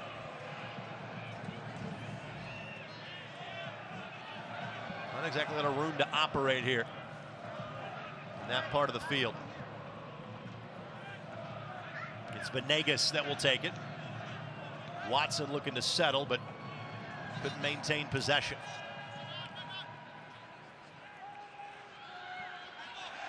Fortunate couple bounces. We expect the members bouncing home a couple of times. Watson looking for McInerney. He was bracketed on that play. Justin Braun will be the first Indy 11 substitution. Foul called behind the play. Restart coming here for Lou City. Justin Braun has been primarily an option off the bench to start this season for the Indy 11. As Tosh fouled by Steinberger. Tosh played his college soccer at Northern Illinois. He's been a member of 2 of the last 3 USL Cup winning teams. One with the Rochester Rhinos in 2015. Of course, part of this Louisville squad that won it last year. And Ranjit Singh will track this down with little pressure inside of his own 18.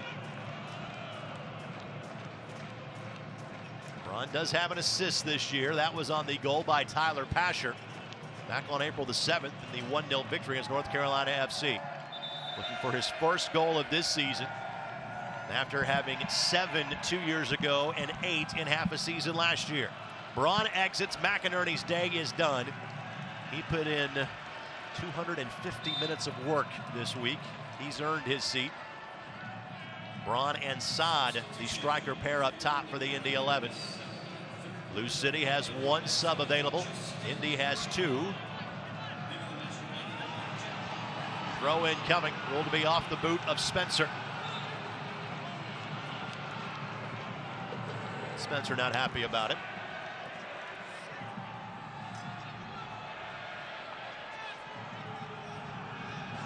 Spencer had a clip last year where he was averaging a goal every 111 minutes on the field for Louisville City. Foul against the Indy 11. For standing stats, all the latest league news, be sure to visit uslsoccer.com. Got to stay clicked in moments like this. I mean, look, there's a 2v1 short if they want it. They can knock it into the... I think the first time that they had this ball in this situation, they wanted Jimenez, a little decoy, and then Jimenez hit the ball in, and then they had to redo it, and they went a different way.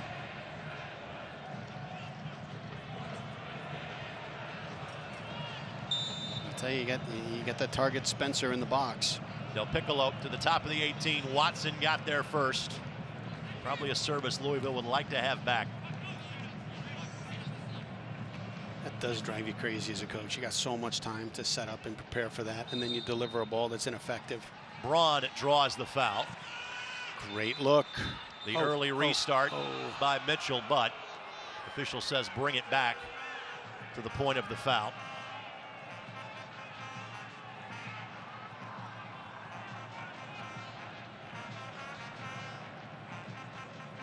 Saw about a 5 to 10 minute burst of activity and good looks going both ways.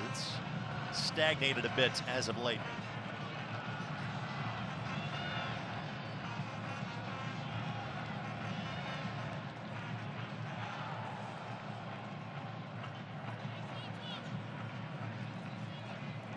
Good job by Jose to keep that ball in play.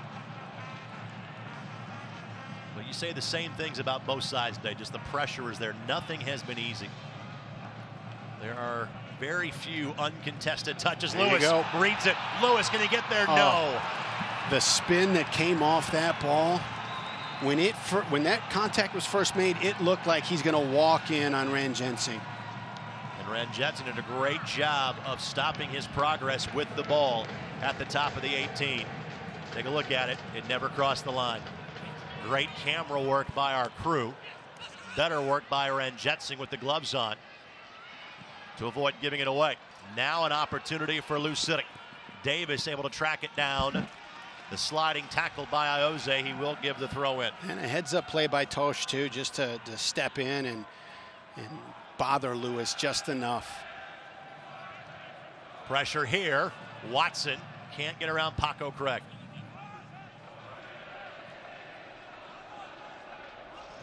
Niftily done by Venegas. Great eyes for Braun.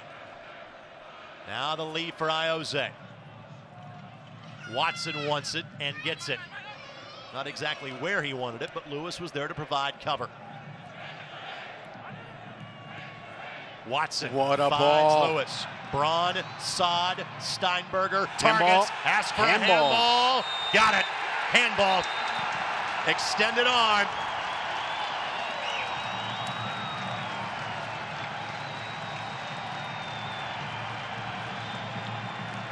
For the second time in as many matches, the Indy 11 will have a home penalty. In fact, it'll be their third home penalty opportunity in 4 matches this season. And again, it's an extended arm. Whether it's intentional or not, you've got your arm extended in that situation on a cross. That's a penalty every time. You know they watched film on Wednesday. You know they saw where Iose put that ball on Wednesday night. Does he have the confidence to go back to that same spot? The Indy 11, 1 for 2 on penalties this season.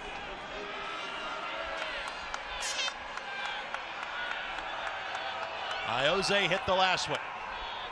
We'll make sure the ball is properly on the spot. Indy 11 pulled the same trick against Cincinnati. This is as much about getting in Iose's head as it is to see if you can give another inch of space.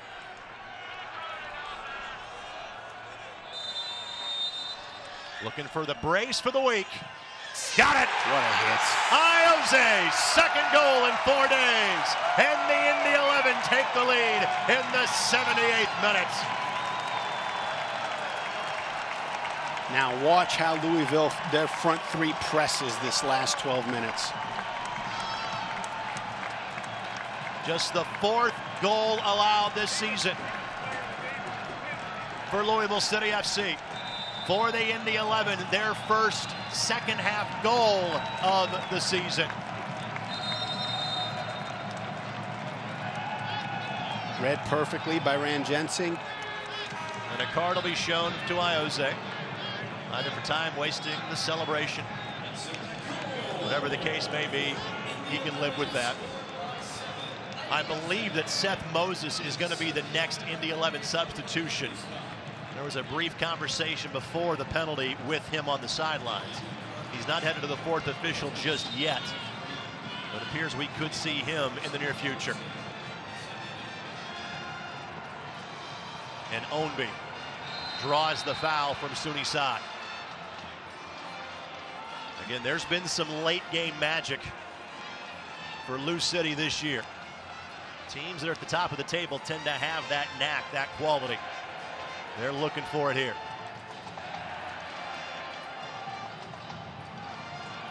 Good Ball ball. headed in Williams. Couldn't take the chance. Had to play it up and over the bar.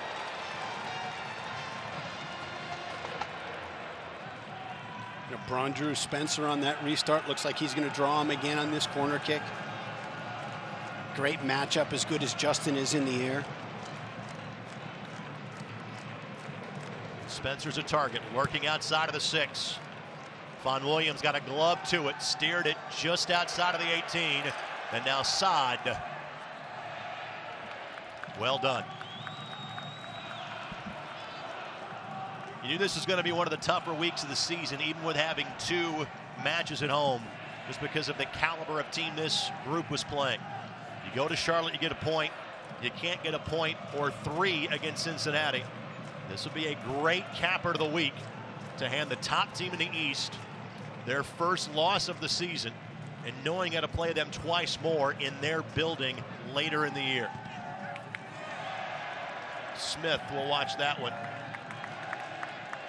Across the end line for a goal kick. It's just an incredible ball by Iose into Watson. Fans, you can have your say on the USL's Player of the Month award for April in the online poll at uslsoccer.com. It is open now and runs to the weekend. Opportunity here for Louisville, but as advertised, Nico Matern sweeping things up for the Indy 11. It's great. And the back pressure that he provides means Ouimet doesn't have to jump up and try and play that ball, and you can keep your shape defensively. Lewis trying to steer that ball to Braun. Long distance ball here that Von Williams has read perfectly. Owan looking for his 4th clean sheet in 7 starts this year. Oh, but then Venegas misread it. Got a bad break off the turf, and for the Indy 11, a tremendously well-timed substitution. Give everybody a chance to get set, get behind the ball here. And it is Seth Moses. Seth spent last year playing at Puerto Rico FC. He will come in for Nathan Lewis.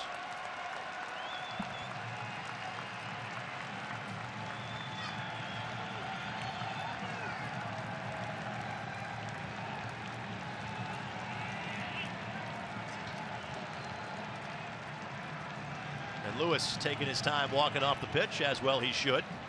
But this is certainly a defensive-minded substitution, even though Moses listed as a midfielder. This is the idea, is trying to get a little bit more behind the ball here.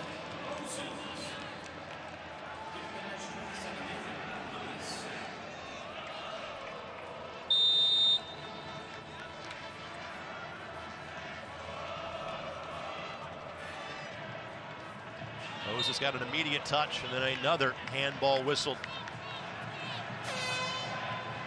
against Lou City.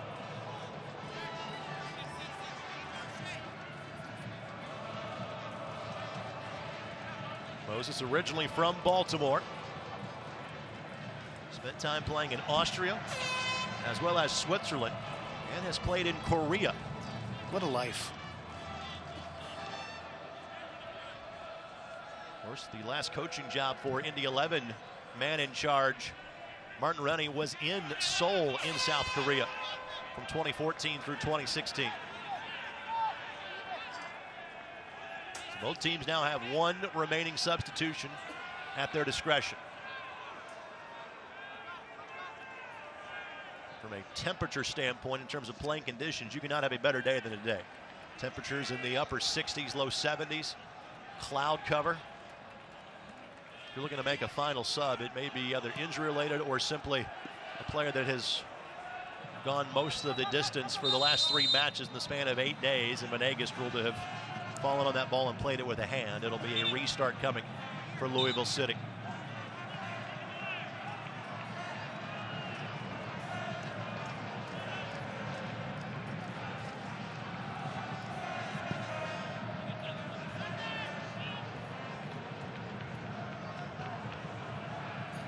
Met.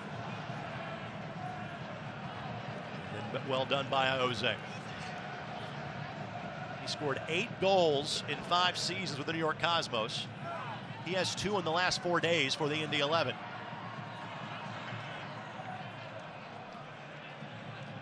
Both from the spot.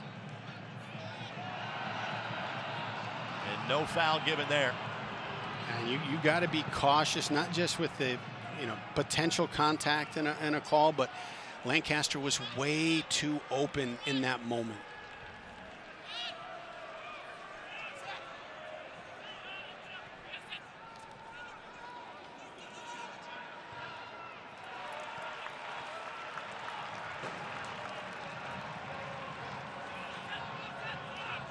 Approaching the 86th minute. Good step.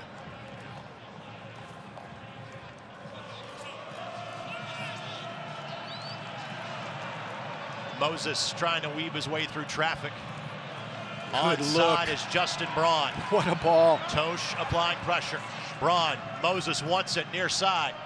Braun can't release it because he's being absolutely closed down by Tosh. Justin trying to earn the corner. Does not. In fact, it'll be a throw-in coming by Lou City FC.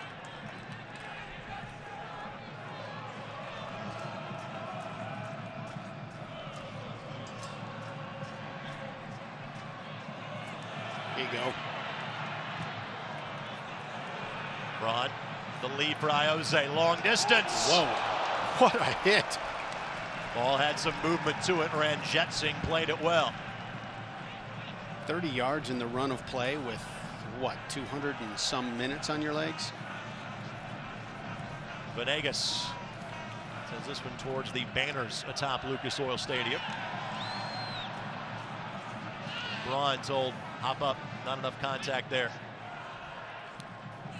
Look, Lancaster coming off of Spencer. It's one of those things you may want to give a little nod to Nico to say, hey, just be attentive to it. Watson hustling back. Williams stepping up, providing an extra body going forward for Louisville.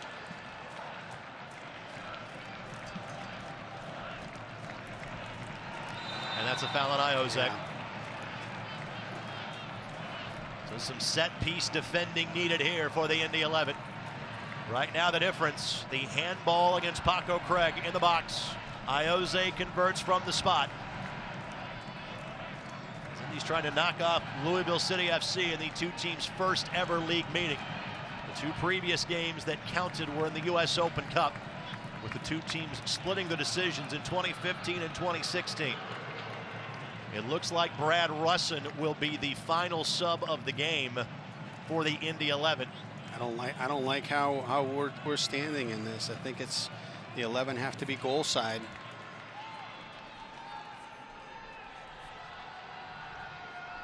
Two-man wall being shown before have a little talking to here in terms of jostling for position.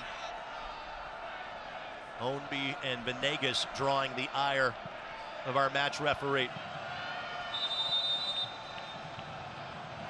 Jimenez sends it in, looking back post, headed down. Mitchell got in the way. Watson steers it out. Jose boots it back towards midfield. What a play. And Sooney Saad forces the throw in favor of the Indy 11. And we have a player down. I believe it's Ioze. And he is clutching his left knee just outside of the 18. But Carlisle Mitchell walls up to keep that ball out of the back of the net and keep the Indy 11 one goal to the good. Venegas. Oh, yeah, he just got his leg bent underneath him. Venegas is stretching out. Maybe just again, this is the second match of the season for Venegas. He hopes nothing more than that. I figure there might be 2-3 minutes of extra time, so and now you probably got 3, 4, 5 minutes left in this match, and if both of your outside backs are in danger, you've got one sub left. The good news is that Russin, if he's going to come in, not sure if he's going to come in for either Ouimet or Mitchell. Ouimet can easily slide outside. In fact, he started at right back in the first match of the year. He may not want to test anything with Ioze, but while he's walking gingerly, Venegas isn't walking at all at this point. And if you want to make a sub for Venegas, maybe it's Brad Ring that you call on in this late stage. So Venegas is going off behind the play. Ioze is off as well. And if this restarts in this scenario, the Indy 11 are playing 2 men down. You've got to get somebody in immediately. I think you make a sub right now, get one of the guys off to make sure you're only going 1 man down.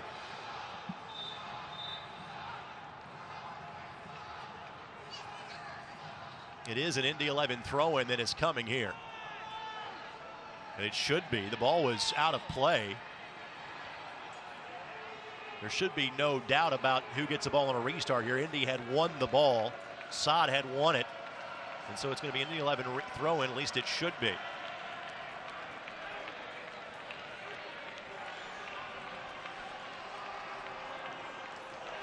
The ball was off of Kyle Smith. Saad took it to the end line. Smith knocked it out of bounds. This should be the Indy 11's possession.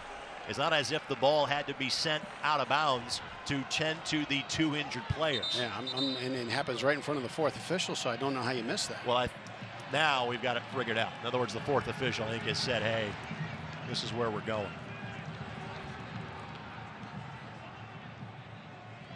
So we are officially now into stoppage time. And because of the situation at right back, a different Brad is coming into the game. And with that, Brad Ring will enter, and his 100th appearance with the Indy 11 happens in a substitute's role. So Brad Ring in, not Brad Russin. Kevin Venegas exits. A foul on Justin Braun. So Ring in and 5 minutes of stoppage time, and now a card being shown to Justin Braun for delaying the restart here. So we still have plenty of time. Subs are done for the Indy 11. Ring at right back. Let's see how Ioze can handle it at left back. But frankly, with 2 injuries and only 1 sub left, the idea was, all right, we got to bring in a right back. And so Brad Ring, his 2nd appearance in 4 days. And he becomes the 2nd Indy 11 player with 100 appearances in a club uniform. Ball flicked forward, and that's going to be a high boot on Ownby. Mitchell goes to the turf. Ownby is shown a card. And Ownby immediately walks over with the tap on the back to Mitchell, and he understands where the card comes from. And now Brian Gerlach is running his own mini marathon today, back and forth out to the field as Mitchell is down, and the very real possibility for the Indy 11 exists. We'll have to close out this match and what will be additional added time with potentially 10 men on the field.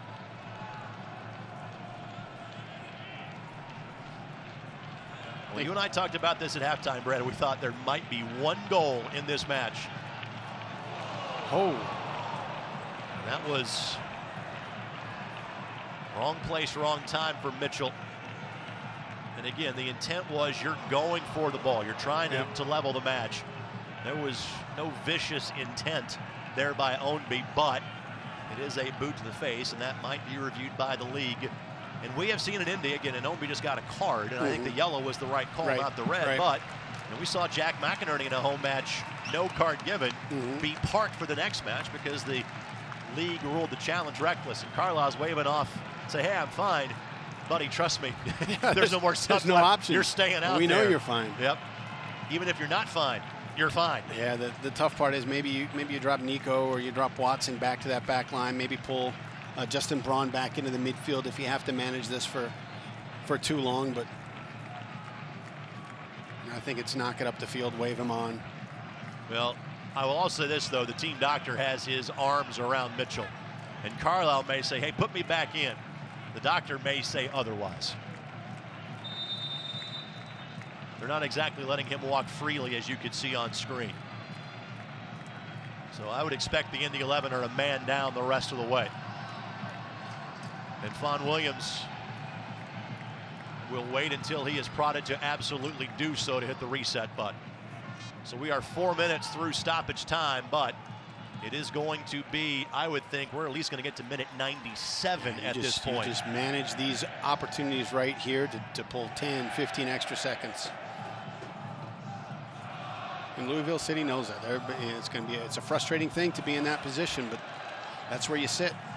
Braun tried to slide it through two defenders, couldn't do it.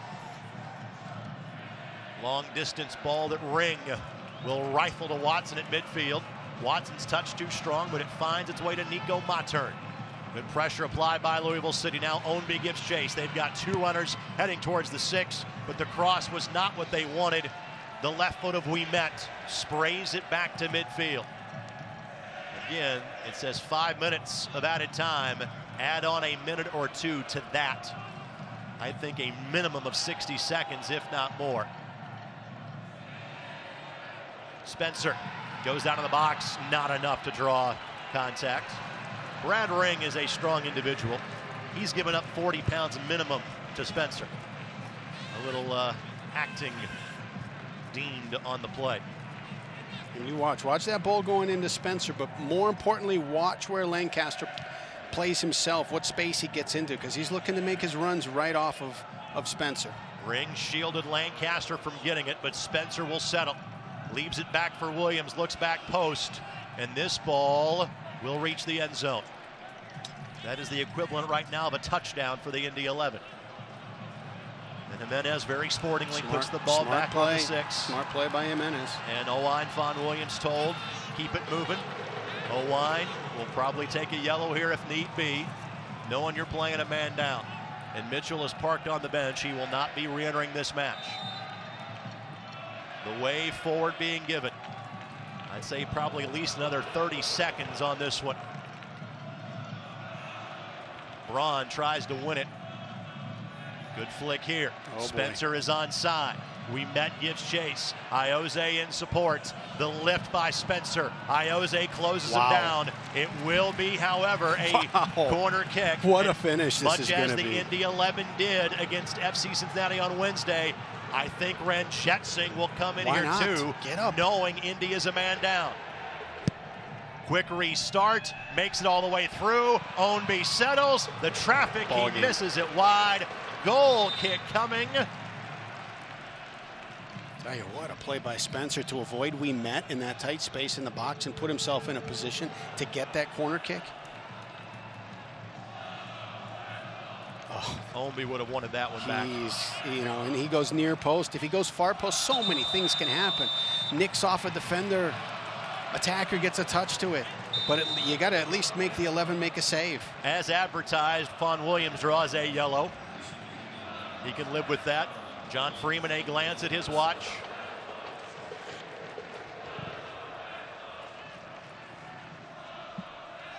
Braun can't keep that one in play. And the Brickyard Battalion gets a free soccer ball.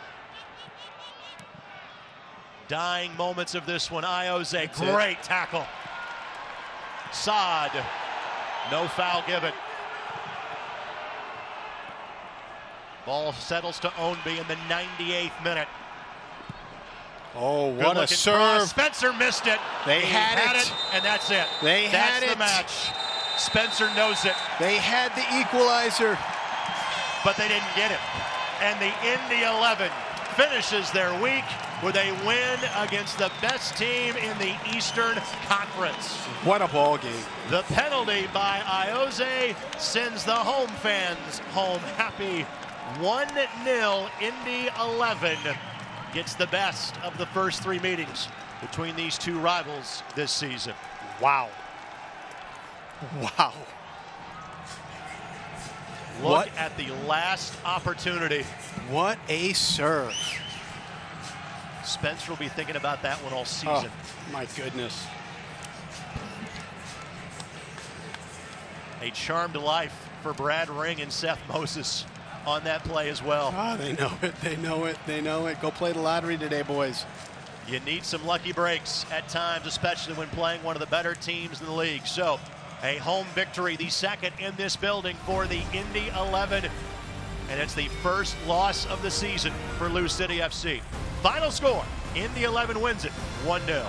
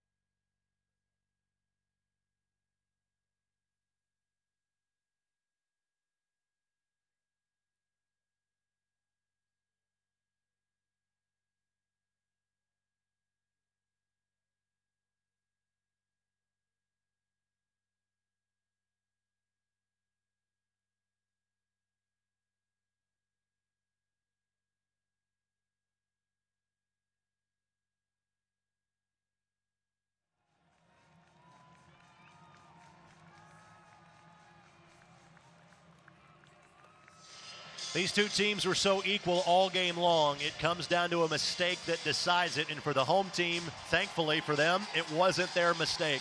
A handball in the box late in the match. Right call on the penalty. For the second time in as many matches, Ioze converts.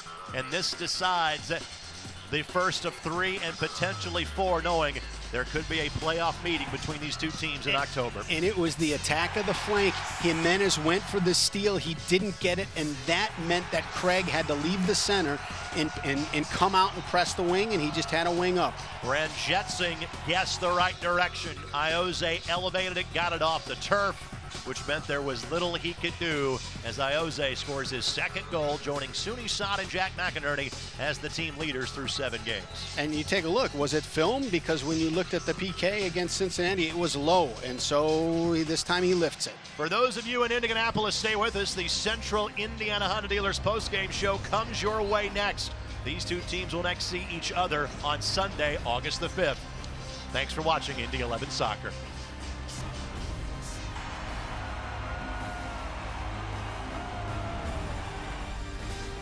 This copyrighted telecast of the United Soccer League may not be retransmitted, rebroadcast, or reproduced without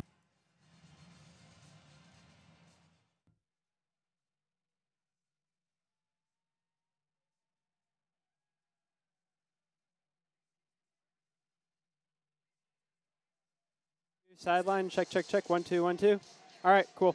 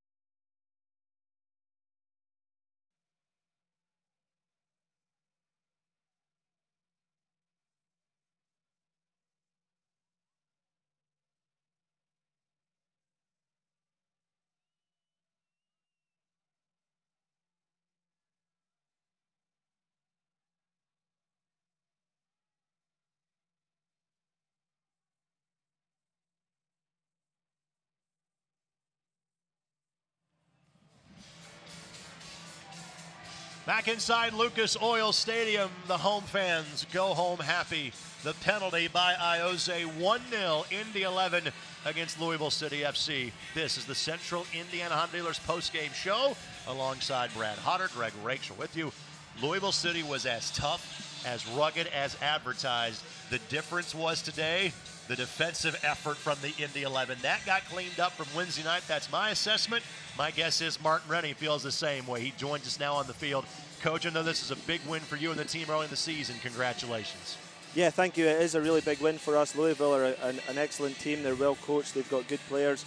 And obviously they're off to a good start this season, so we knew that it was going to be a hard game, especially coming at the end of a tough week where we've had 3 games in a short space of time in that week. So, yeah, I'm very pleased. I thought our intensity was right up there, and that's where it's going to have to be every game from now on. I feel like as we've started the season, we've played quite well, but we've really played within ourselves a little bit, and I felt like that's something that has to change for us to become a really good team.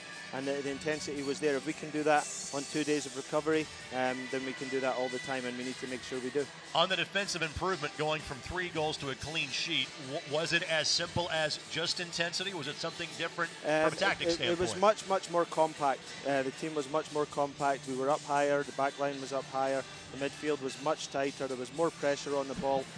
When we moved to one side defensively, everybody moved. When we moved up, everybody moved. When we moved back, everybody was there. And that's how it has to be. You can't have gaps and spaces like we did against Cincinnati. Yeah, still frustrated with that game, but the point is we have to learn from mistakes that we make. If we have a bad game or we make mistakes, we have to improve, and today we did. Hey, you played against a 3-back for the first time, and I saw, there were some gaping spots on the outside on the wings that you guys took advantage of. I thought you did well getting into that space. Talk about the play of McInerney, who seemed to tuck back into the midfield to collect the ball and then knock it into both corners. Yeah, he did a very good job. He stretched the back line of Louisville, but then he came in at the right times to help us in possession, and as you say, put balls in behind. And I think when you're playing against a back 3, especially against a good team, you've got obviously a choice whether you go aggressively towards it or whether you sit deep off it. And I think the mentality of our players was a big positive today in the fact that they were brave and they pressed towards it, and they got the rewards for that. So one of the benefits of a back 3 is it gives you another player to move someplace else. And with their front 3, they put you guys under constant pressure on the back line. With only 2 days to prepare for that, how do you get that ingrained in the guys that they've got to take fewer touches and be more careful with the ball? Well, we show some video, and we put together a presentation, and then we work on it on the field in training. Even though we don't have much time, the guys picked it up quickly and managed to do a good job of adjusting. They play almost a box in midfield because their front 3, the wide players are really very narrow, like 2 number 10s, and so that can cause a lot of problems. But because of the intensity we managed to get on the ball, then that meant that those players didn't get on the ball so much in dangerous areas, so that was important. Iose is a guy that we didn't see because of injury play the first 3 weeks of the season, but he has been a difference maker both offensively and defensively since he entered the lineup full time. Just your thoughts about the game that he had this afternoon. Yeah, I think we've talked about him before. He's a quality player. He's very composed. He's very good on the ball. He's obviously stepped up under pressure to take that penalty and done a great job with it. So we're very fortunate to have him. We're very glad he's here, and I think he's enjoying it too. He said he needs another 500 bricks and he'll be able to build his house. Martin, all wins are good.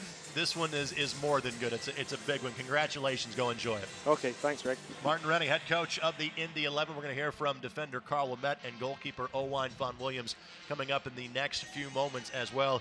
It's the father and daughter moment there for Justin Braun. I know all of the Brad Ring kids, Iose's kids are on the field. It's becoming kind of a daycare after the match, but everybody is all smiles after a win of this caliber today. Yeah, absolutely. It's Herb Brooks.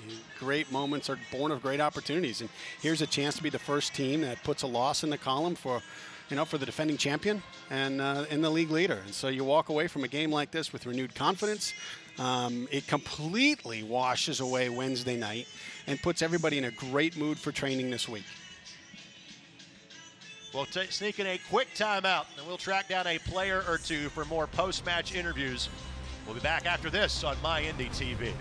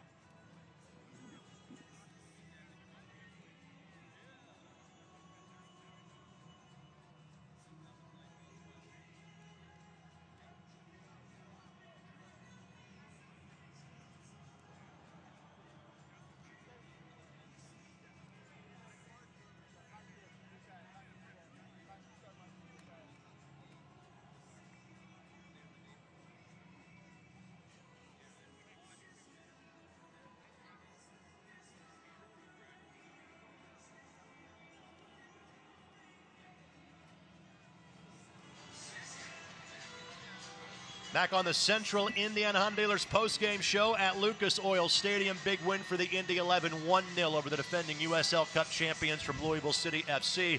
A guy in large part responsible for the clean sheet amongst several others defensively. Today, center back Carl Ouimet joins us in the post-game show. Carl, congratulations on the win. You played a team that just had 3 goals last week against Bethlehem Steel. You guys give up 3 on Wednesday. What changed? What was the difference this afternoon? I mean, we knew we were going to play a very good team, and we needed to press them.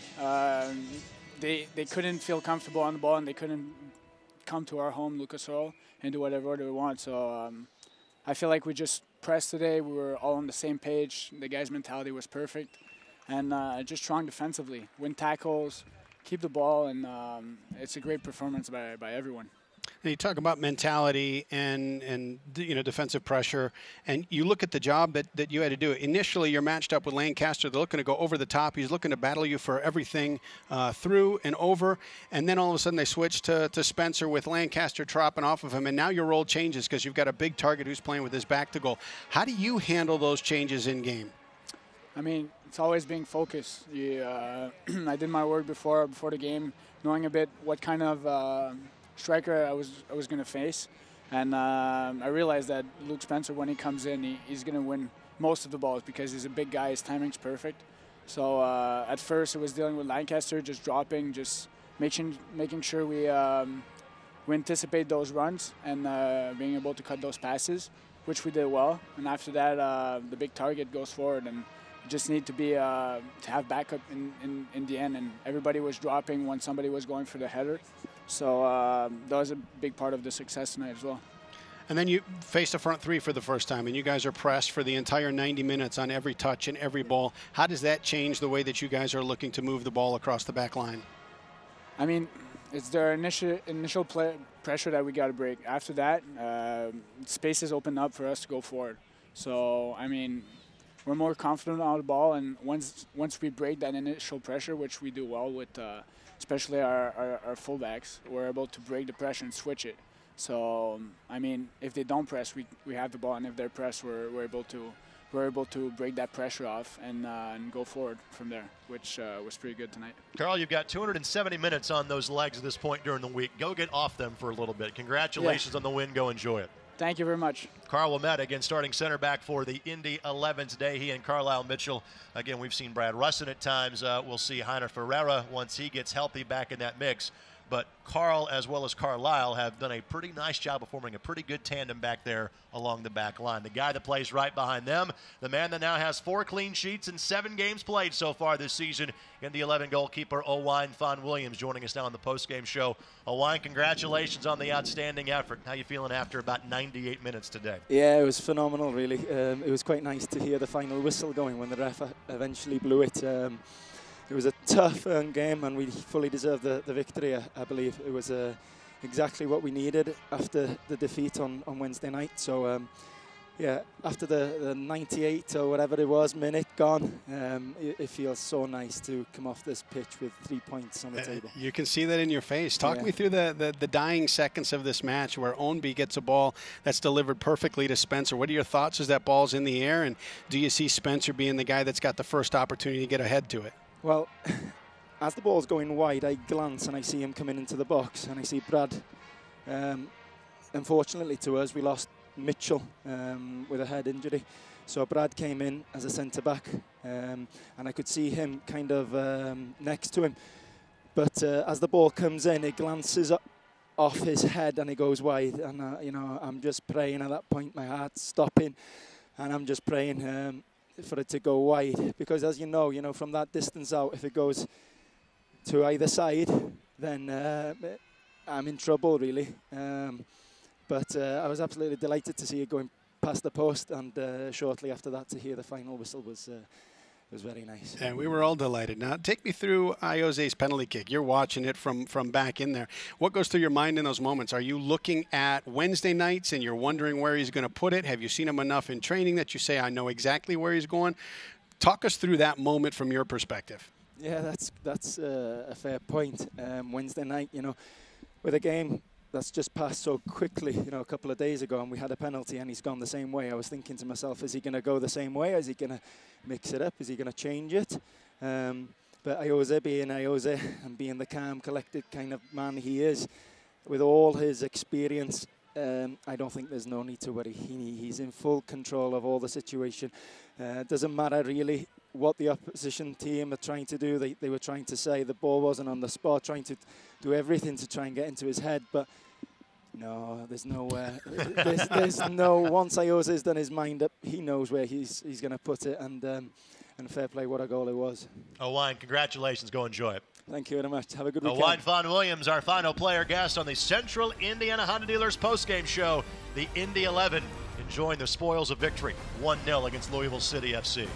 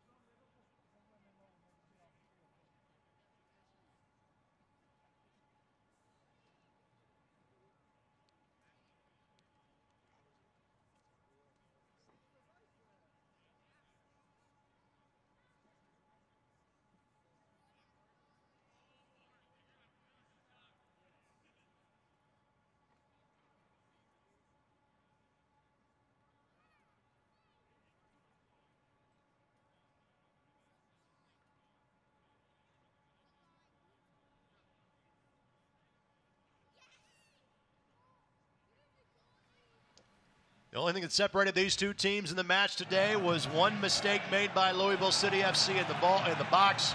Great pass to set up Lewis. Extended arm of Paco Craig. Handball penalty, boom, that's it, and that's all. Indy 11 had to defend for about 18 more minutes. This is how they win it by a score of 1-0 this afternoon. First loss of the season for Lou City FC. Second home win for the Indy 11. Our post-match coverage continues next.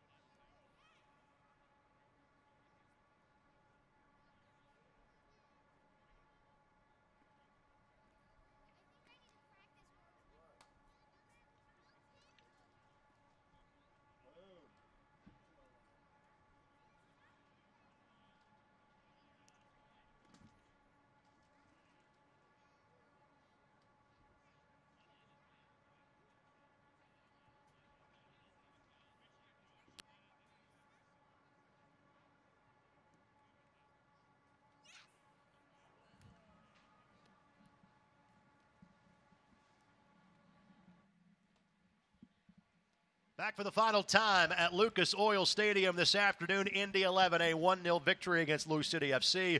Brad, your final thoughts? Loved it. I thought there were some tactical challenges that you haven't seen all season, and the 11 handled it perfectly. Next time the Indy 11 are in this building is 2 weeks from now when they take on Bethlehem Steel FC. We'll have coverage for you tonight at 8 o'clock right here on My Indy TV.